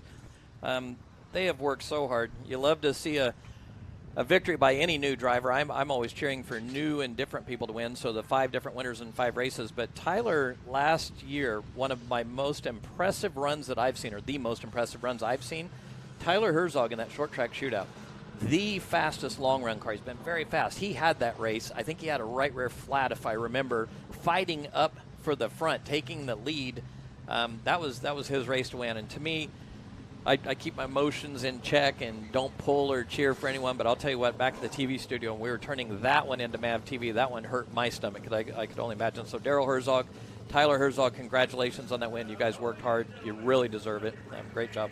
Yeah, Tyler Herzog, certainly the lesser known of probably the 2 cousins. Austin probably gets more publicity, but I tell you what, Tyler Herzog is a hell of a race car driver. Tyler won't be the lesser known when that MAV TV show hits the air on that one. Both those boys, they're both the Herzog cousins fighting. Look at that, Frank drinking that 5150. The Herzog cousins battling for the point lead, too. So what you have on the track right now is our modified, it's club version. We popped a handful of these in. We've got some new cars being built, and these are cars tuning up for the August 7th Mission Modified Series, which is the North State mods versus our modifieds and some Southern cars. So you'll see some 40 laps of action here while these guys this group is tuning up. Mostly 602s, I believe. Andy, there's one built motor. Is that in the 25 car? That would probably be in the 25 car, yes. For our Mission Modifieds, and I tell you what. Well, these aren't the Mission Modifieds. These are tuning up. These are club race, right? This is what you would see in the Mission Modifieds. Yeah, and then you add another. We should have about 20 at that August 7th race. So. Yep. It's good to have Modifieds back at Madera. Start with the 42 car, and that car is just slightly out of shot. If Dean Gray pans around to the left, we'll be able to see that 42 car. He's from Pleasanton. Yep. Driving out cancer on that car, and Rick has been battling cancer for quite some time now, so we wish him the best in that battle with the Big C. And driving out cancer, Rick Avler out of Pleasanton, one of the great guys. I remember Rick from back in the days at Altamont Motorsports Park. Yep. And you have from Grovelands in the 4A car. This is the Miners Mart Food and Gas, transmissions by Al, and the Tire Shop. That is Daniel Winter. We'll move forward now to the number 25 entry. Out of Riverbank in the Wilcox Automotive, ModestoBedbugs.com. David's Racing Products, Forbidden Motorsports, and War Shocks and Suspension. Of the driver is Aaron Kuhnfeld. Move to the number 48. We've seen this young kid here, and he's Camaro Junior late model, also runs with the late models here at Madera every now and again. 16-year-old driver that is out of Sacramento, racing for Resicom Electrical Alarms and Lash Out Beauty Bar. It is Calvin Hedgie. The final car out there on the racetrack, the number 2 up front. From Modesto in the Performance Electrical and Plumbing, Bob Strandwald Racing, Wilcox Automotive entry, it is Adam Kuhnfeld. Good to see Bob Strandwald back involved in racing again with the 2 car. Calvin Hedgie, one of our former junior racers running the modified.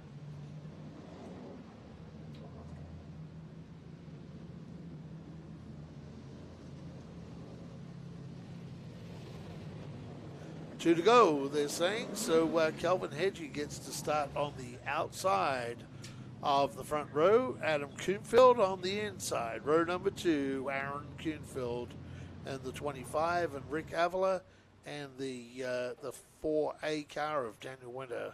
So that's the lineup for this race for our modifieds. Love modified racing. It's good to have modifieds back anytime here at Madera Speedway. Looks like it's going to be 1 to go. 40-lap tune-up race like you were just talking about out back, Andy. And one of the tune-up, what we're interested in, is the combination between the open engine and the 602 engine. So you'll see the 2 and the 25. One's an open engine, one's a 602. And we want to see that balance, and that's the reason they're willing to come down and do a little bit of testing, throw some tires on, and off we go here. Yep. So here we go. Calvin Hedgie hasn't run a lot of modified races, so be interested to see how he goes in that modified. Out of Mission Turn 2, and Calvin Hedgie, that was a good first half fill lap for Calvin Hedgie as he powers out of turn number 4. Oh, whoa. Sideways in that 48 modified. This will be the battle of the red and white cars in this event for the modifieds. Good to see Rick Avila is able to put in some reasonable laps here. Rick really struggled with that car during practice today. Wasn't sure he was going to make the main event. They were really struggling with some issues with that car. A lot of it was heat related as well. It got very, very hot here today. Calvin Hedgie, very loose but very fast right now. Yep. You know what they say sometimes here, Kenny, loose is fast. I just saw a black flag, though, so I would have to ask if Calvin Hedgie jumped the original start. He actually just needs to come to the front straightaway and serve as stop and go. And he is stopped down there totally, so yellow is going to come out here. Yeah, I think he misunderstood. He thought he had to go to the infield and did not want to do so. He didn't want to tear something up as low as the car's sitting. So all he had to do was come to start-finish line, drive, do a little drive-through, drop to the rear, and go. So the leader needed to be the leader at the start-finish, would be my guess on that call. Down, and Calvin will plead his case here to our officials. I think CK just wanted to chat with him, let him know that as they know and as was well discussed in the driver's meeting on the start, the leader needs to beat the second-place car to the start. And if that doesn't happen, then the first-place car, the one that jumped the other one, will just slow down and do a drive-through right there at victory lane, let the whole field go by, and off they go. So what they're doing is they're talking to Calvin and letting him know what went on that initial start.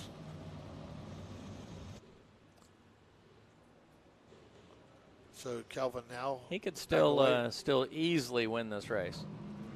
Yes. So Calvin hasn't had a lot of races in this modified either. But he was fast. He was loose right there, but he's very, very fast. So this could be interesting. 36 laps to go.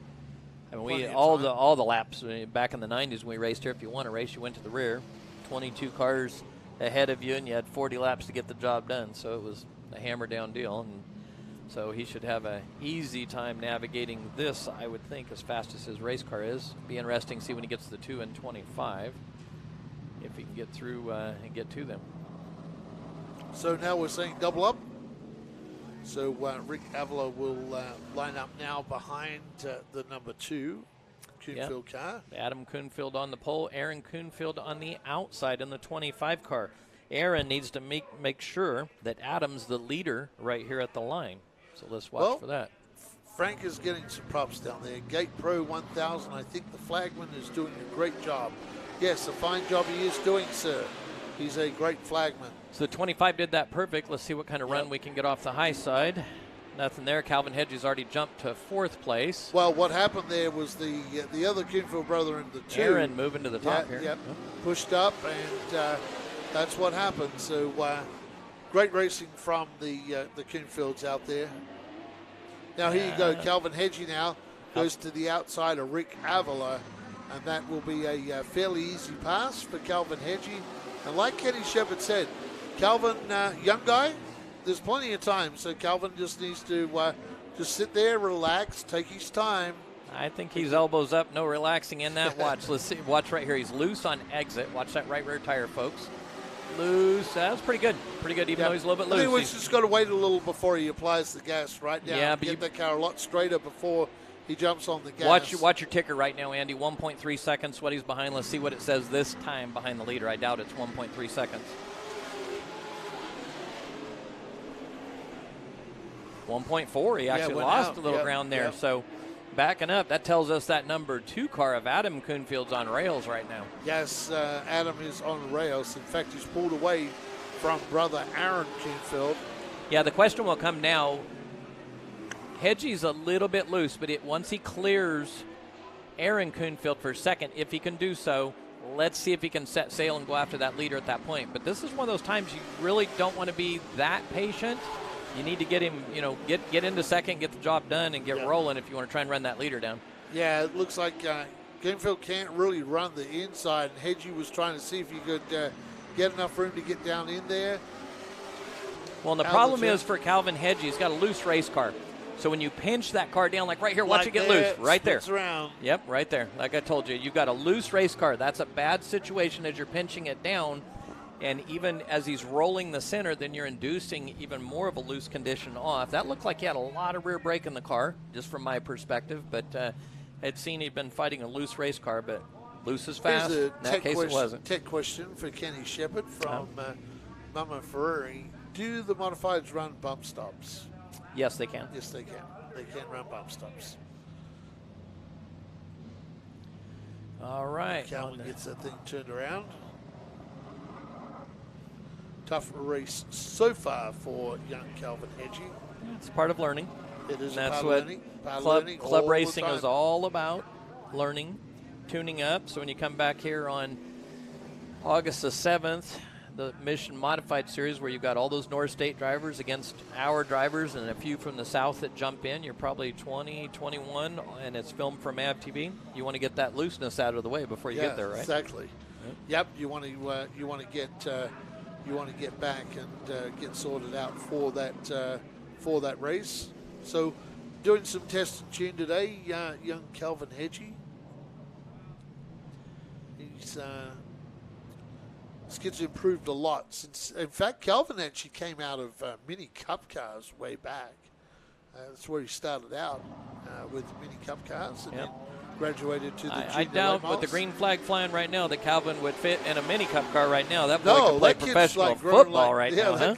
That kid has grown huge. Yep, Calvin He's Hedgie only right there in that 16. 48 car trying to navigate his way. He's going to crawl up on the back bumper of Rick Avila. Dean's shaking a little bit there, so I'm going to move over here so we don't get seasick. I was talking to Calvin today, and I just wanted to make sure I got his age correct, and he said 16. I thought, wow, kid, you are a big kid for 16. I'm sure every scout that runs into him and finds out he's 16 wants to know if he plays football at all, right? Exactly. Let's see Calvin making a run here on the outside.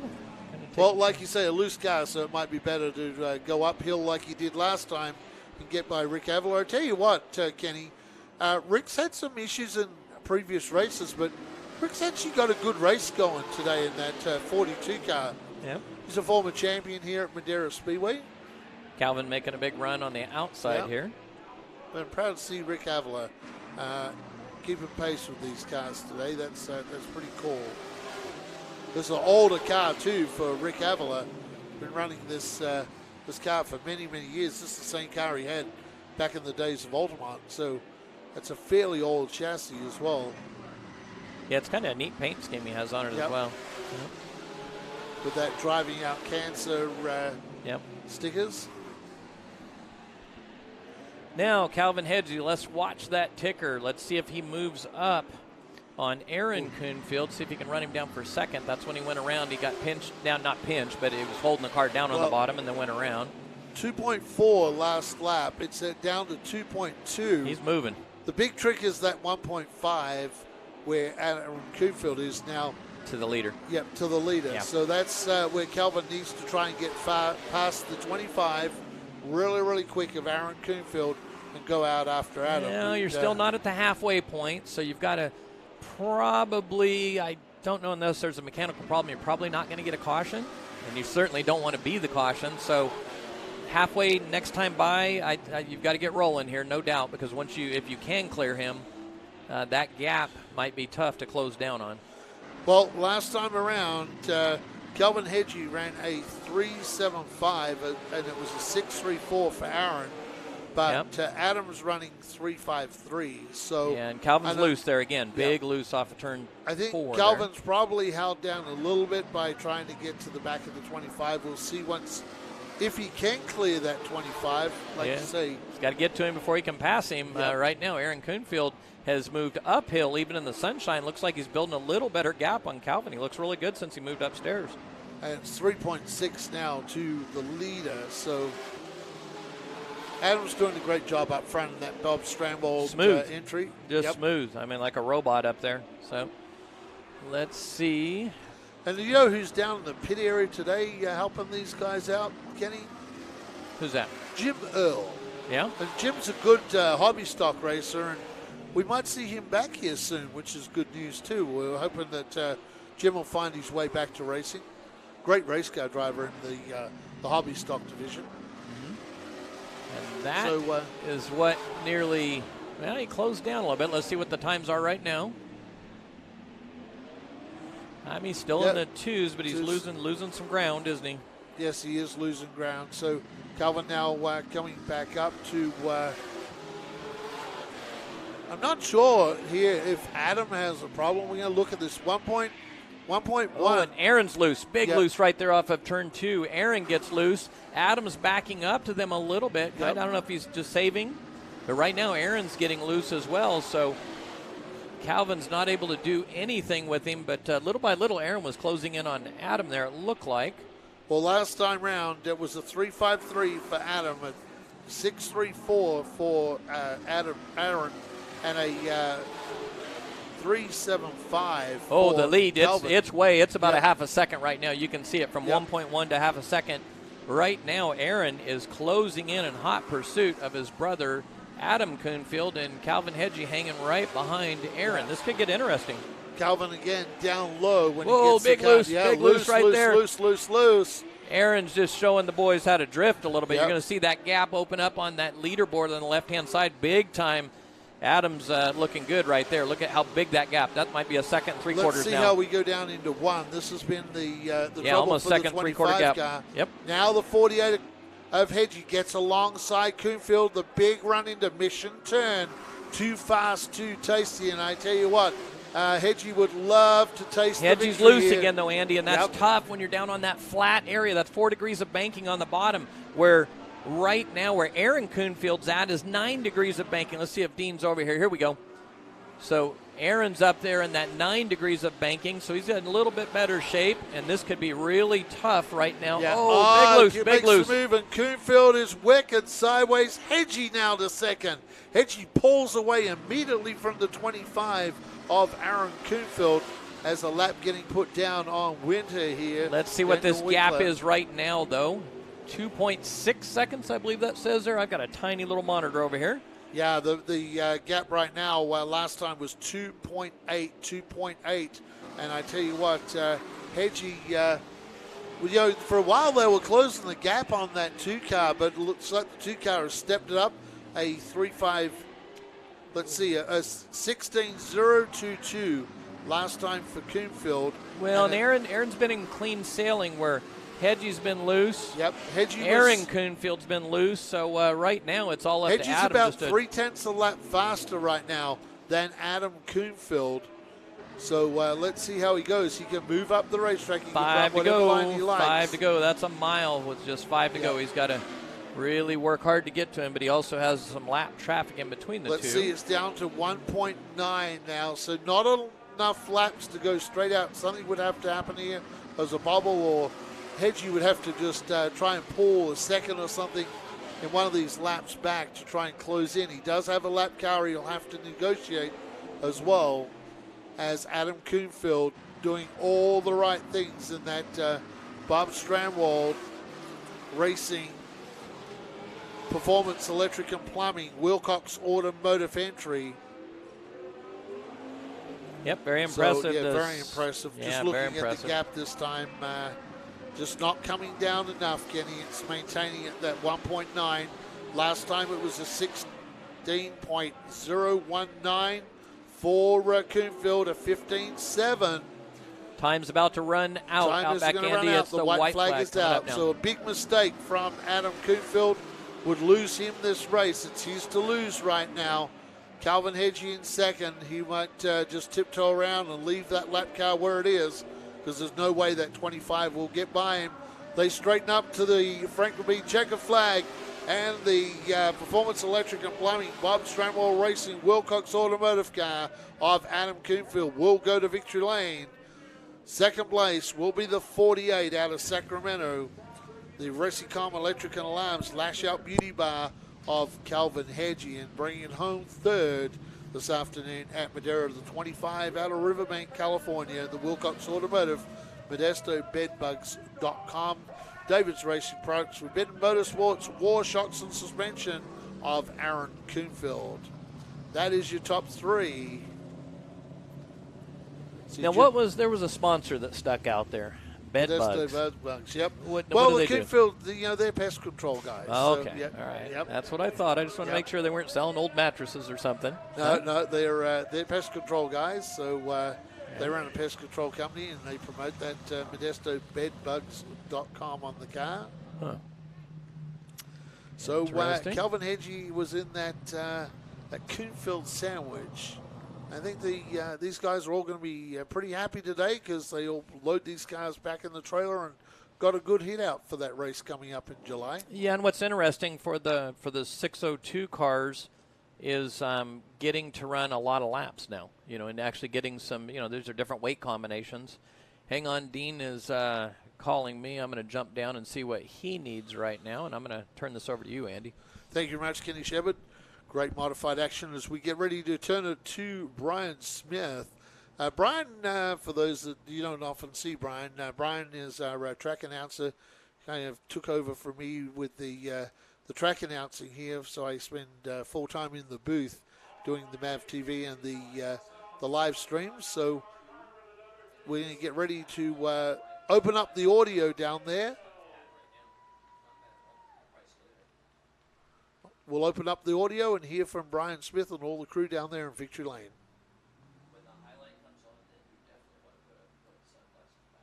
This is our difficulty when we go into the evening. I don't want you to lose the video.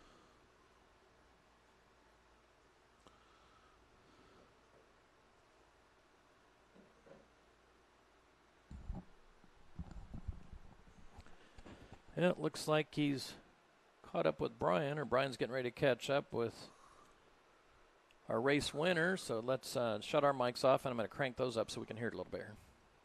All right, race fans, we're down here with the man out of Modesto, California, Adam Coonfield. What an awesome job. Yeah, thank you. I was just hoping it didn't do that. Well, they always do that. Hot. I thought when this thing was going to start, the sun was going to go down, the big motors were going to work me. But it stayed hot enough. I think that was to my advantage. The heat today helped me with this little motor. Yeah, you guys can't get up.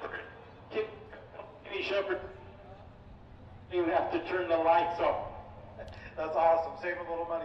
All right, race fans, give it out of here out of Modesto and Adam Coonfield. And this guy jumping in a 602 spec mod out of the junior late models, Too Tall Jones himself, Calvin Hedgie, man, awesome job. Thank you. What'd you guys have, a little setup problem? Friday night we had a little bit of carburetor issues. I think there was a little bit of air in the carburetor. We just pushed through and started to get better. And now we're sitting here in second place. I think you did a heck of a job tonight, man. Thank you. For my first race, I think so too. Yeah, I mean, jumping out of a 5150 junior late model, jumping into something that's new to you, you did a fantastic job, buddy. Thank you very much. I would like to thank my sponsors, Lash Out Beauty Bar, my dad, his business, Resicom Electrical and Alarms, and then everybody who came out to help out this weekend. I very appreciate it. There you go, race fans. Give it up for the young man, second man of California, under 48, Calvin Hedgie. And this guy, I've never seen, and then, are you the brother? And this is Aaron Coonfield, and you're out of Modesto also? Riverbank, and this class is fairly new to this part of the country. Yep, it's a new division here at Madera Speedway. So you got a lot of these people probably don't know different motor packages that you could choose. You got open motors. My brother's got a crate motor. Pretty competitive little series. If I can get this thing to turn better, would have been a better race for you guys. But Man, you can't complain. You did a fantastic job, man. yeah, I tried. Well, hey, man, that's the story, man. Congratulations. Race fans, giving it to Aaron Coonfield out of Riverbank, California.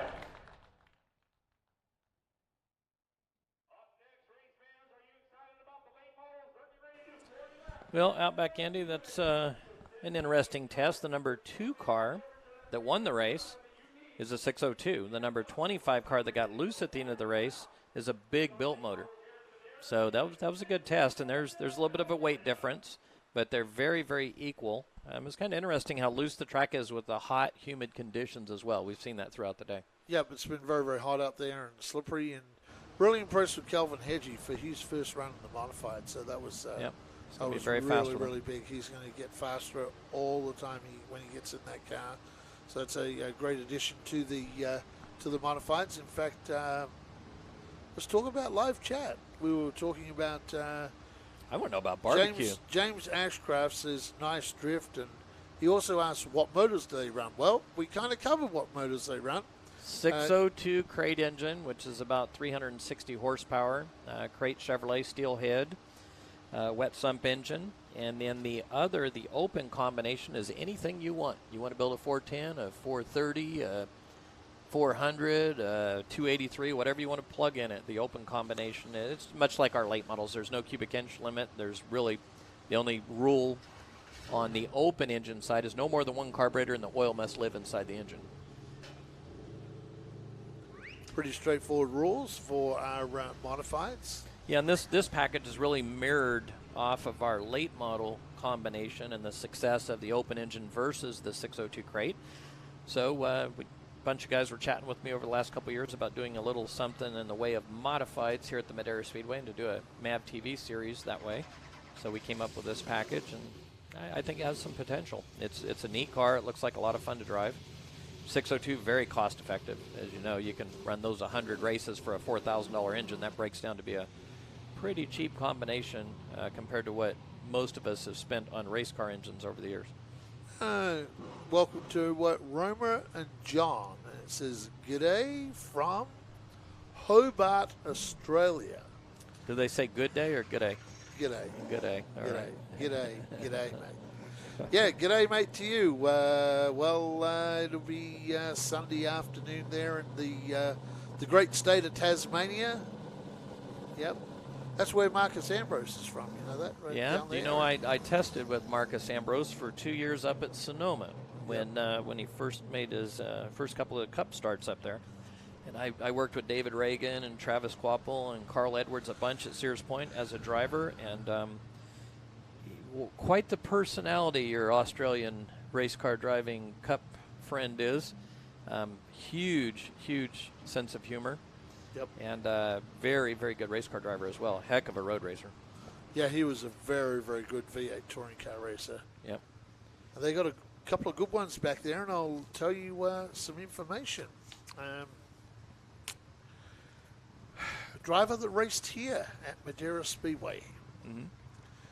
You'll remember back a few years ago, Brody Kostecki. Mm-hmm. Brody Kostecki came out here, and he started out in some Ford Focus midgets. Has now made his way to the V8 Super Tours back in Australia. So that's kind of like the Cup Tour there, right? I mean, Yep. it's amazing. You watch any of the videos of it and the crowds and how professional all the banners, the sponsorship. So it's amazing. He is a V8 Super Tourer racer now. He spent some time down in the lower division, the Dunlop series below it. Wow.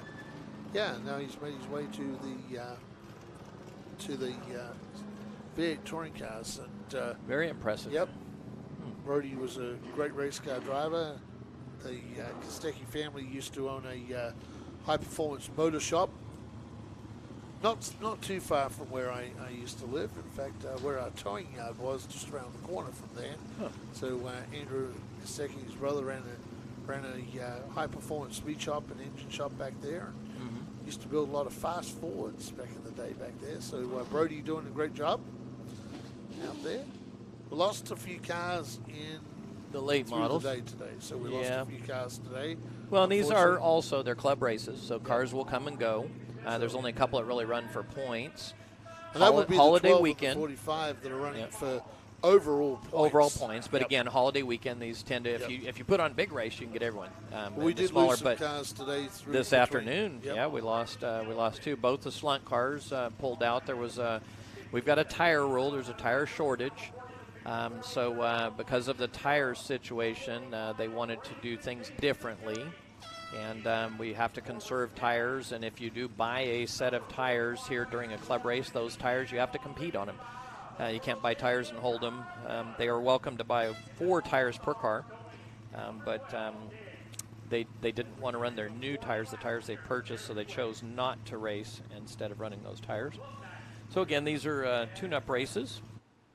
And you'll have the next club race. You'll probably, I would guess, you'll see 13, 14, 15 cars on July 17th. The late models we're adding them to the July 17th race.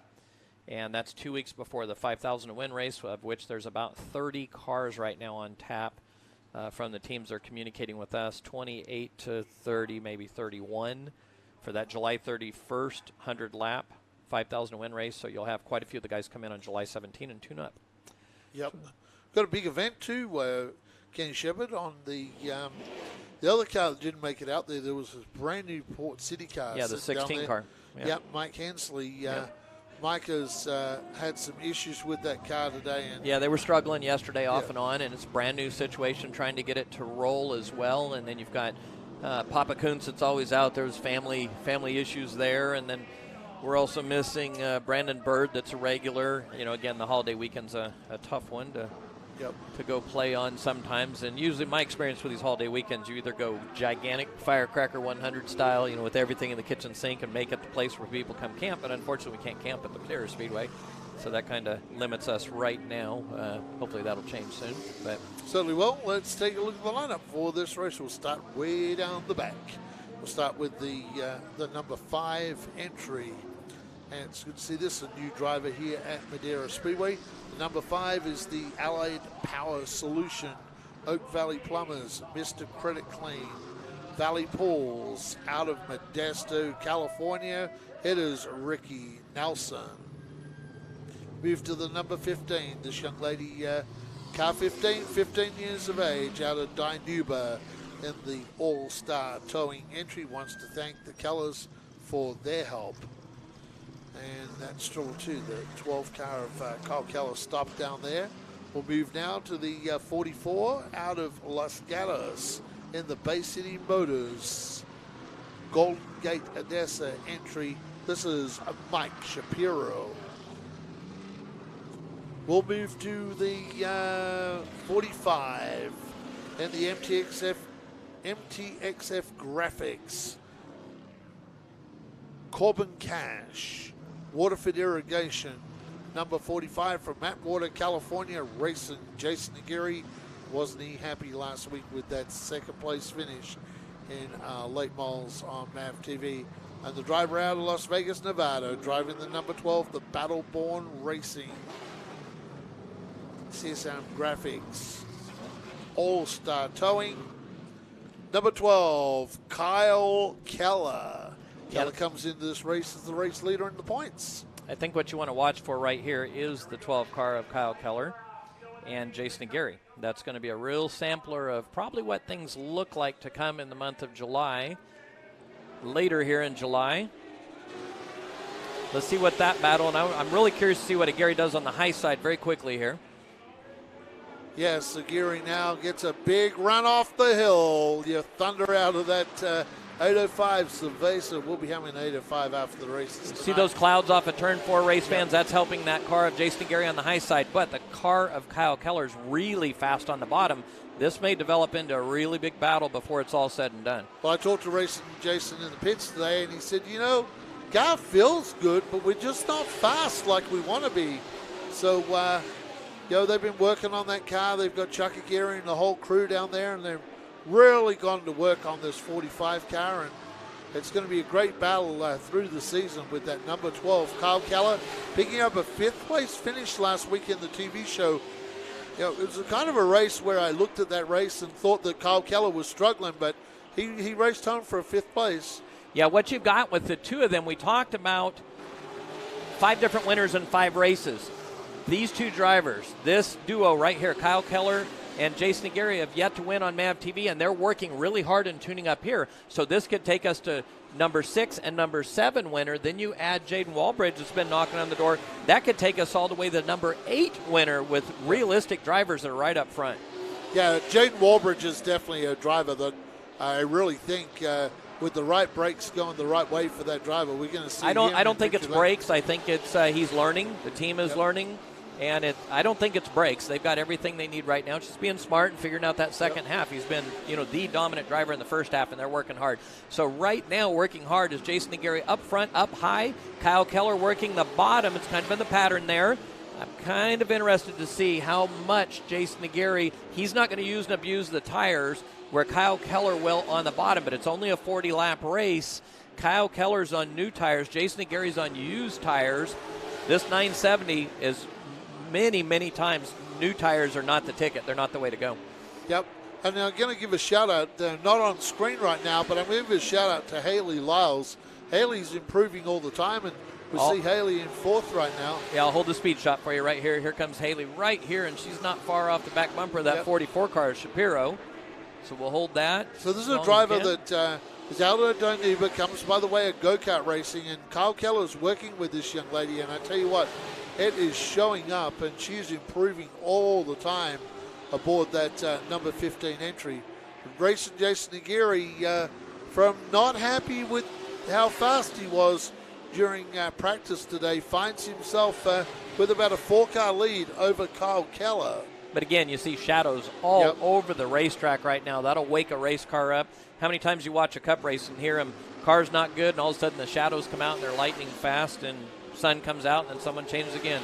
Frank McVie pointing out some traffic coming up. Yep. Kyle Keller down on the bottom of the racetrack. Jason Aguirre on the top, and right now the top is prevailing. The top is prevailing, and what will be happening, I can tell you, if Grace and Jason wins this race tonight, they will be they'll be barbecuing down there in Atwater and drinking that awesome Corbin Cash. And I think Dean, not to interrupt you, Dean's looking for Haley Lyles this battle. There we go. Again, we're not in communication. We're letting Dean kind of move around and pick battles for us while I'm testing and playing with some equipment. As we're talking, I've got my hands full. I'm adjusting, and right now adjusting is Haley Lyles to the track, and it looks like she's found a line she likes. She's closing the gap big time between the car of, let's see what we've got here, if we get you a gap going. You often hear about racing Jason Aguirre talking about one of his sponsors, Candice Randolph. Candice is here today, and I actually got to meet Candice Randolph down in the pit area, so it's cool to have Candice here at Madera Speedway. And racing Jason Aguirre, that lead, let's see what the difference is right now, if we can pick it up. Yeah, it looks like it's increasing to me.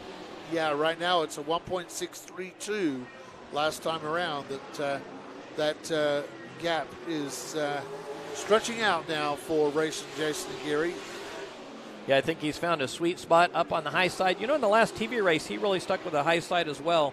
And you get into these summer months when the track's slippery, it's hot, and that high side will pay off by taking care of those tires. Let's watch Kyle Keller right here, see if he works his way to the bottom. Yeah, Kyle's liking the bottom right now.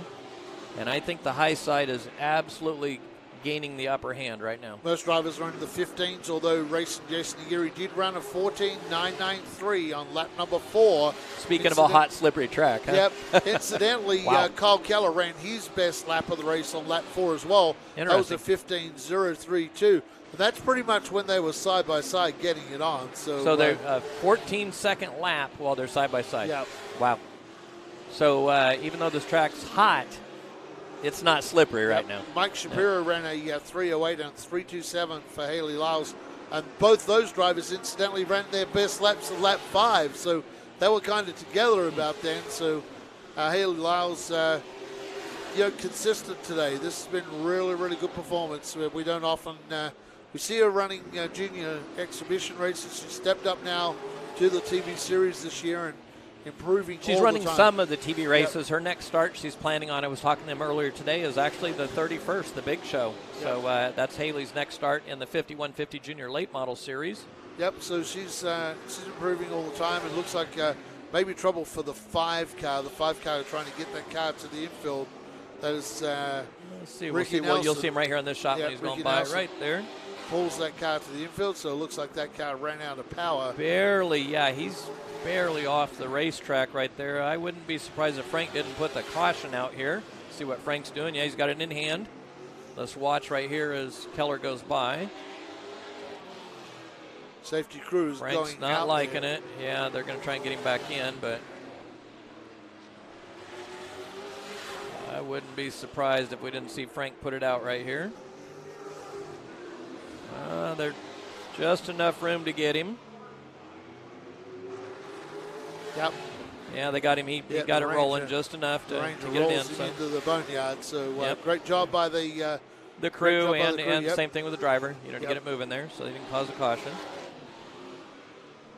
So the Madera fire crew, that DJ Safety fire crew, doing a good job.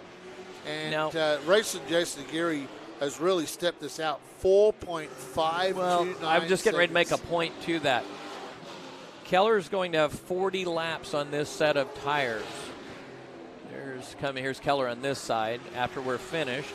And I would imagine they're saving, he's backed off so they're not abusing those tires, even though he's a little bit loose on entry. I would imagine he's planning on using that set of tires on the 17th race, that we're adding the club race late models to the Challenge Cup on that event with hobby stocks, mini stocks. Now, that late model race that you're adding, and that is because of the race we lost because of the heat. Correct. Yep. We lost the race a few weeks ago because here's Frank 10 to it go. was far too hot. The county and other folks, there's a lot of warnings, and some of the teams, there was one of the teams that was dealing with a medical issue as well, so it just kind of worked out to help them out. You know me, I don't like to cancel races, so Frank's saying keep it smart. So, we'll have there's a couple of divisions that had to cancel, so it worked out. We either cancel the 17th race, or we add a makeup race for them. So it's not really, it was a race that was already on the calendar, but it was not on the calendar for the. Frank's saying, Jason, you got a mile there. Yep. So Dean's on Shapiro right down there at the other end. Incidentally, last time Aguirre ran the lap before they ran in the fours pretty much together. Aguirre that time steps it up to a 3.31 against the 6.22 for Kyle Keller. So Kyle just tippy-toeing this car around the racetrack. He knows Racing Jason is way gone. I think even with a spin, Racing Jason could spin and still get back going. Yeah, I think Kyle's backed off and big time. He's saving the car, Well, he knows he's got a good gap back to Mike Shapiro. Yeah. So no risk there. And he's the points leader in this right now, Kyle Keller. And of course, we have 3 championships. We have this championship for the non-TV series. We have the TV series and a combined championship. And Racing Jason Aguirre is running for that combined championship as well. Yeah, he and Kyle both are. And then we've got a couple of cars that are missing that were in that championship. So this will be a big jump for them, big advantage with this race. 3 laps to go this next time by. I know Matt Erickson for this race, but I know Matt's working hard on their program right now. They have Jacob Smith's car, he's the point leader in the juniors, and Matt's working on. I'll bet you right now Matt's working on a tan at Don Pedro right now, an off weekend. He's got a pretty nice boat with a big stereo he's probably hanging out with. So they'll be on the lake this weekend, I would imagine. So Racing Jason Aguirre, white flag is about to be shown here. White flag, and that signaling to Haley Lyles, the white flag is not for you, it's the car behind you. So Haley Lyles fixing to stay on the lead lap here. That's pretty impressive. Pretty impressive. Haley Lyles, the young lady, does a great job.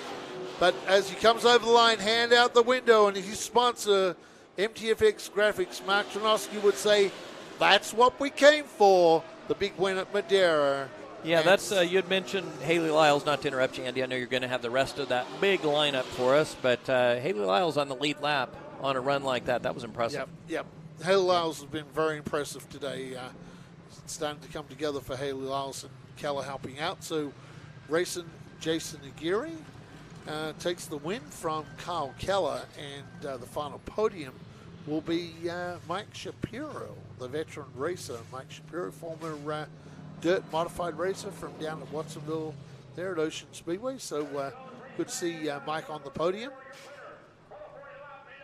Racing Jason Aguirre just bringing that 45 car, and of course down there, the tadpoles down there, they're big Racing Jason fans down there in turn 4. So Racing Jason just coming by and saluting his fans down in turn 4. The Waterford Irrigation, Corbin Cash, MTFX Graphics 45 in Victory Lane. Been a strong couple of weeks for Racing Jason Aguirre with a solid podium last week, and now bringing this car to a win tonight.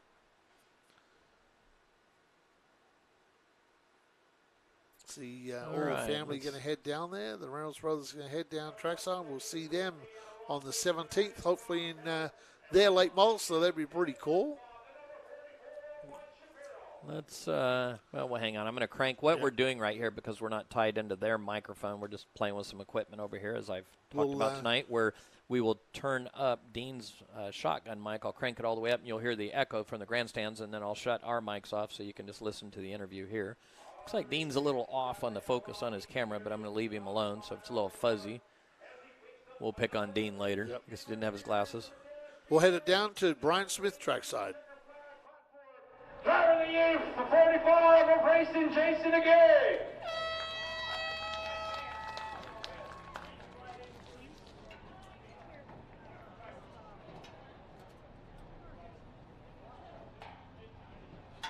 Taking off the horns, he's about to climb out, race fans.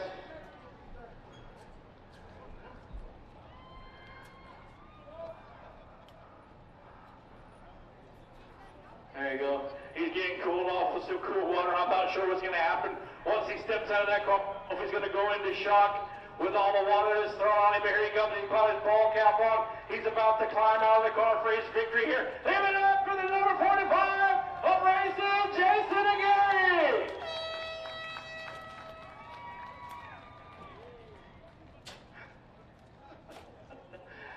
Having to stuff all the electronics in his pocket so they don't get wet. Wow, man, that water for irrigation, corporate cash, number 45, did it again, dude. Yeah, that's, I think 5 in a row for us. I've never won that many events in 1 year, but, I couldn't do it without my fiancée, Michelle, and my entire family helps out, Victoria McDonald, Jeff McDonald, Lisa Yanez, Gerardo Yanez. We got Uncle Chuck here, my cousin Manny Showtime, and he's here.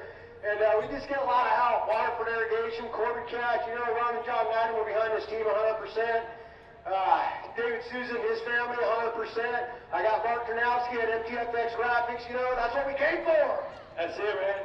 We got Red Ray's Pizza, take it or leave it, Candace Randolph. I just got a lot of help on this car, and I'm so appreciative. And, here it is. We're going to go home with a little bit of beer money tonight and a trophy.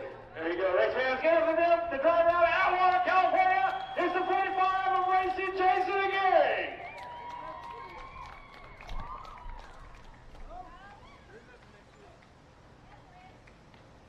And now for the guy that probably doesn't want to be in this spot, but he is here like Kyle Keller. Man, another stellar night. You're on the podium. I mean, this is probably some of your guys' how would you say, practice for the big races. I mean, just smile on your face, man. Don't be like that, dude. Come on, man. You did a heck of a job. You got to be proud of yourself, man. For a man your age, running these races and just coming out and showing these folks what you can do at this age, buddy. Yeah, I think I just lacked a little bit as a driver in the car. But just want to thank all my sponsors, All-Star Towing, Battle One Racing, CSM Graphics, Competition Carburetors, Wix Filters, Steve Bohannon. Just want to thank my crew, my dad, the community family, the Lyles, and Brian Taylor back at home, and thank you, Silver Springs.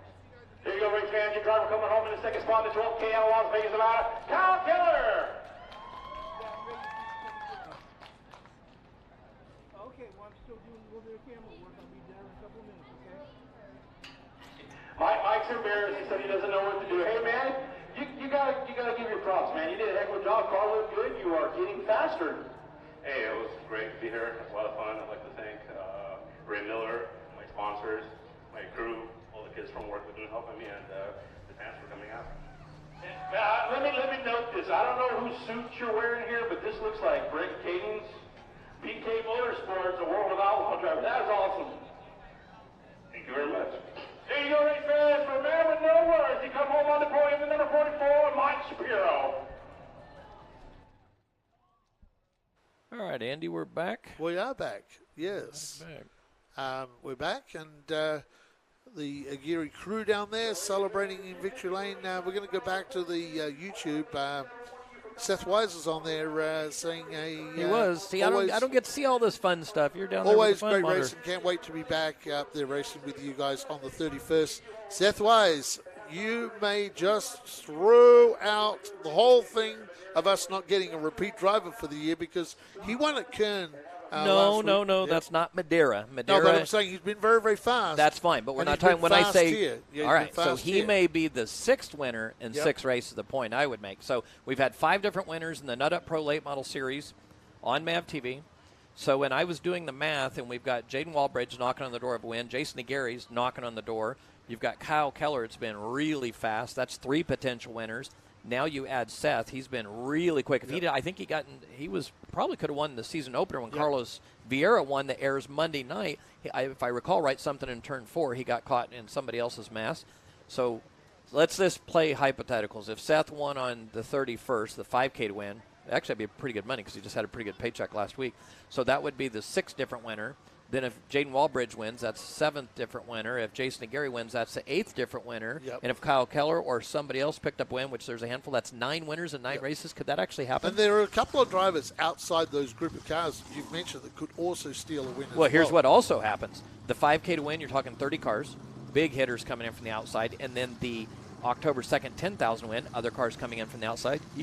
I mean, could we go 9 in 9 races? That would be a promoter's dream. I doubt it would happen. Just so many good cars winning and having a shot, but you never know. But yeah, certainly with the performance that we've had from Seth Wise when he's been here this year, he is a big threat to win on the 31st. Let me jump in real quick. I know you've got Brandon. You said Brandon Bird was on there. Yeah, he said unfortunately they had a brake issue they couldn't fix today. I figured he cooked some of the best barbecue around, right? So I figured they're out barbecuing somewhere on this weekend. I wanted to barbecue last night, but I was busy with all this equipment, so I didn't get to. On the screen right now, look at Rick's drinking that Mountain Dew. He runs that number 86 mini stock. See the young man on the left there? Rick's son, blue shirt, drinking a soft drink, red and black hat. I made a deal with him. We had a chunk come out of the wall over here off the flag stand, and he earns $10 a week if he keeps that chunk glued into the wall. So that's the let's see if he's on the other side. Future promoter in training. Right here underneath the wall on the left-hand side, a big chunk came out. So he started with $20, and he invested $10 of that in some Flex Seal and some epoxy. And I told him if he can keep that chunk in the wall for the rest of the year, it's $10 a week. Every week he can keep that chunk in there. Yeah, trying to learning something about keeping a track going here. I got some thumbs up from 916 Motorsports. Denise Hood, thank you, Madeira, for showing us great racing. Great to bring it to you. Eve Allen, good job, Kyle. Denise Hood, great job, Jason. Will and Callis, saw Madeira on cable TV, and I was shocked. Cool, guys. Yes, we've been on MAV TV now. This is the 7th season coming up, starting on Monday night. So we started with who was that that made that 30-minute shows. The guy's name's William Callis. William. All right, yep. William, what you'll see here at the Madera Speedway, we have our really big TV shows, and then we have what we nickname these club nights. So it's brand new drivers, training drivers, some of the drivers coming out just tuning up. And so we decided here last year to provide this as a free service for all of our fans that couldn't make it to the track, and then we decided to keep it going. The system we're using today, you see replays, graphics. This is specifically for our live stream. Outback Andy and Steven carry the microphone for the MAV TV show. I do all the production and directing, and now we have 2 completely separate systems, and we're going to keep this live feed going for our YouTube community. It's been fun. Who else on there, Andy? I didn't get to this guy a little earlier, probably an hour ago now. Not an hour ago, 20 minutes ago. Hansel 104 just showed up. Good evening from Alabama, USA. What's up next? Okay, it was our late models are up next. We'll be back in 2 weeks with another one of these local shows. We have some great racing coming our way that week. We have some Challenge Cup cars, and Kenny will tell you more about what. Yeah, William was talking about what he watches on MAV TV. So the 31st of July, that's one you want to mark on your calendar. And if you're out of state, can't make it here, get back here to our Short Track TV channel. You'll see about 30 late models, 15 juniors, 14 or 15 juniors. We usually keep that between 14, 15, 16 with the little kids.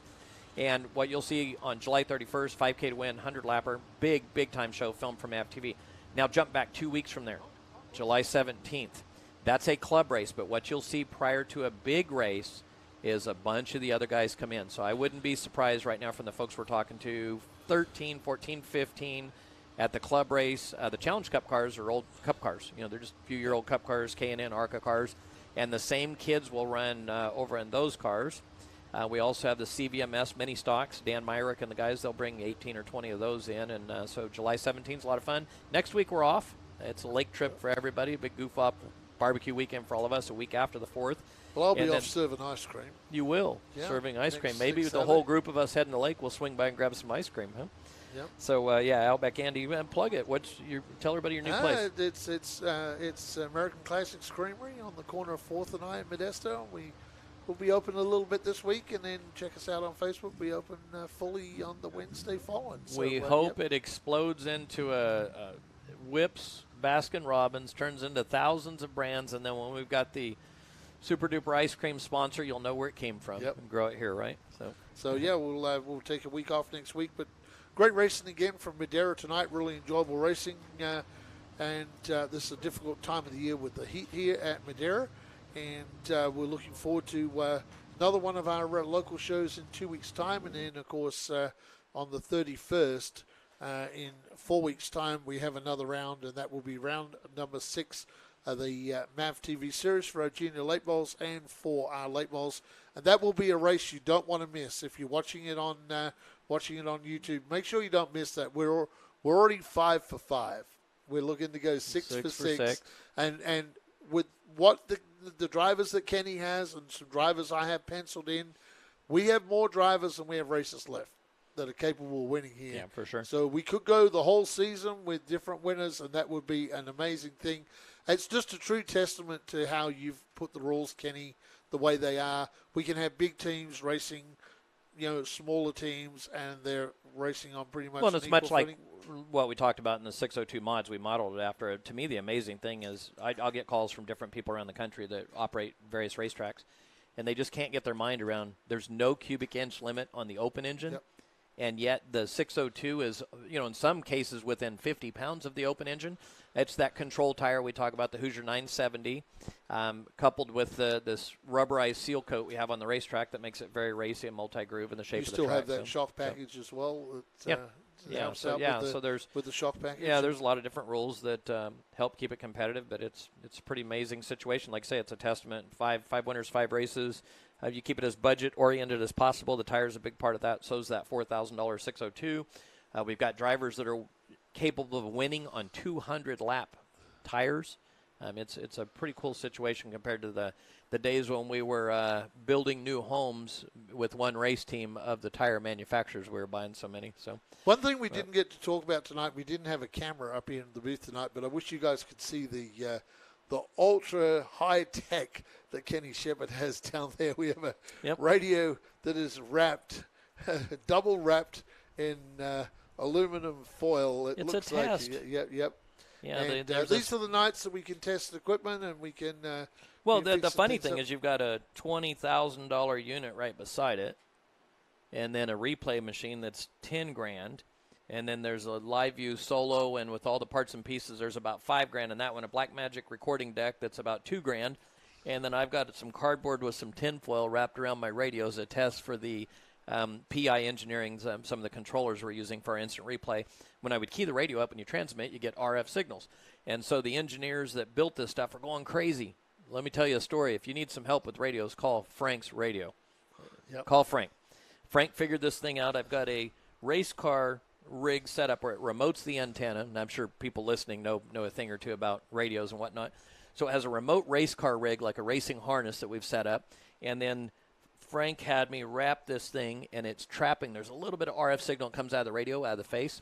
So he had me build this little cage. It was a Faraday, maybe it was Faraday cage, but he had me build this little cage as a test. It worked wonderful. Now we're going to build something really fancy. So, and Frank's got some tape and some goodies. And, somebody's cutting cameras off there. There goes our cameras. I guess that's a sign we've got to go. These boys are tearing down. I've got about 2 hours of tear down. I've got to get back home and get some editing done so we can get the West Coast Stock Car Motorsports Hall of Fame show turned in. Monday night, check out MAV TV. We got to go. The boys have just turned us all down. Andy, thank you very much. Fans, stay with us for the July 17 and July 31st race. We'll see you back here on Short Track TV. See the races in 2 and 4 weeks, race fans. Come join us from Madera Speedway, California. Good night, race fans.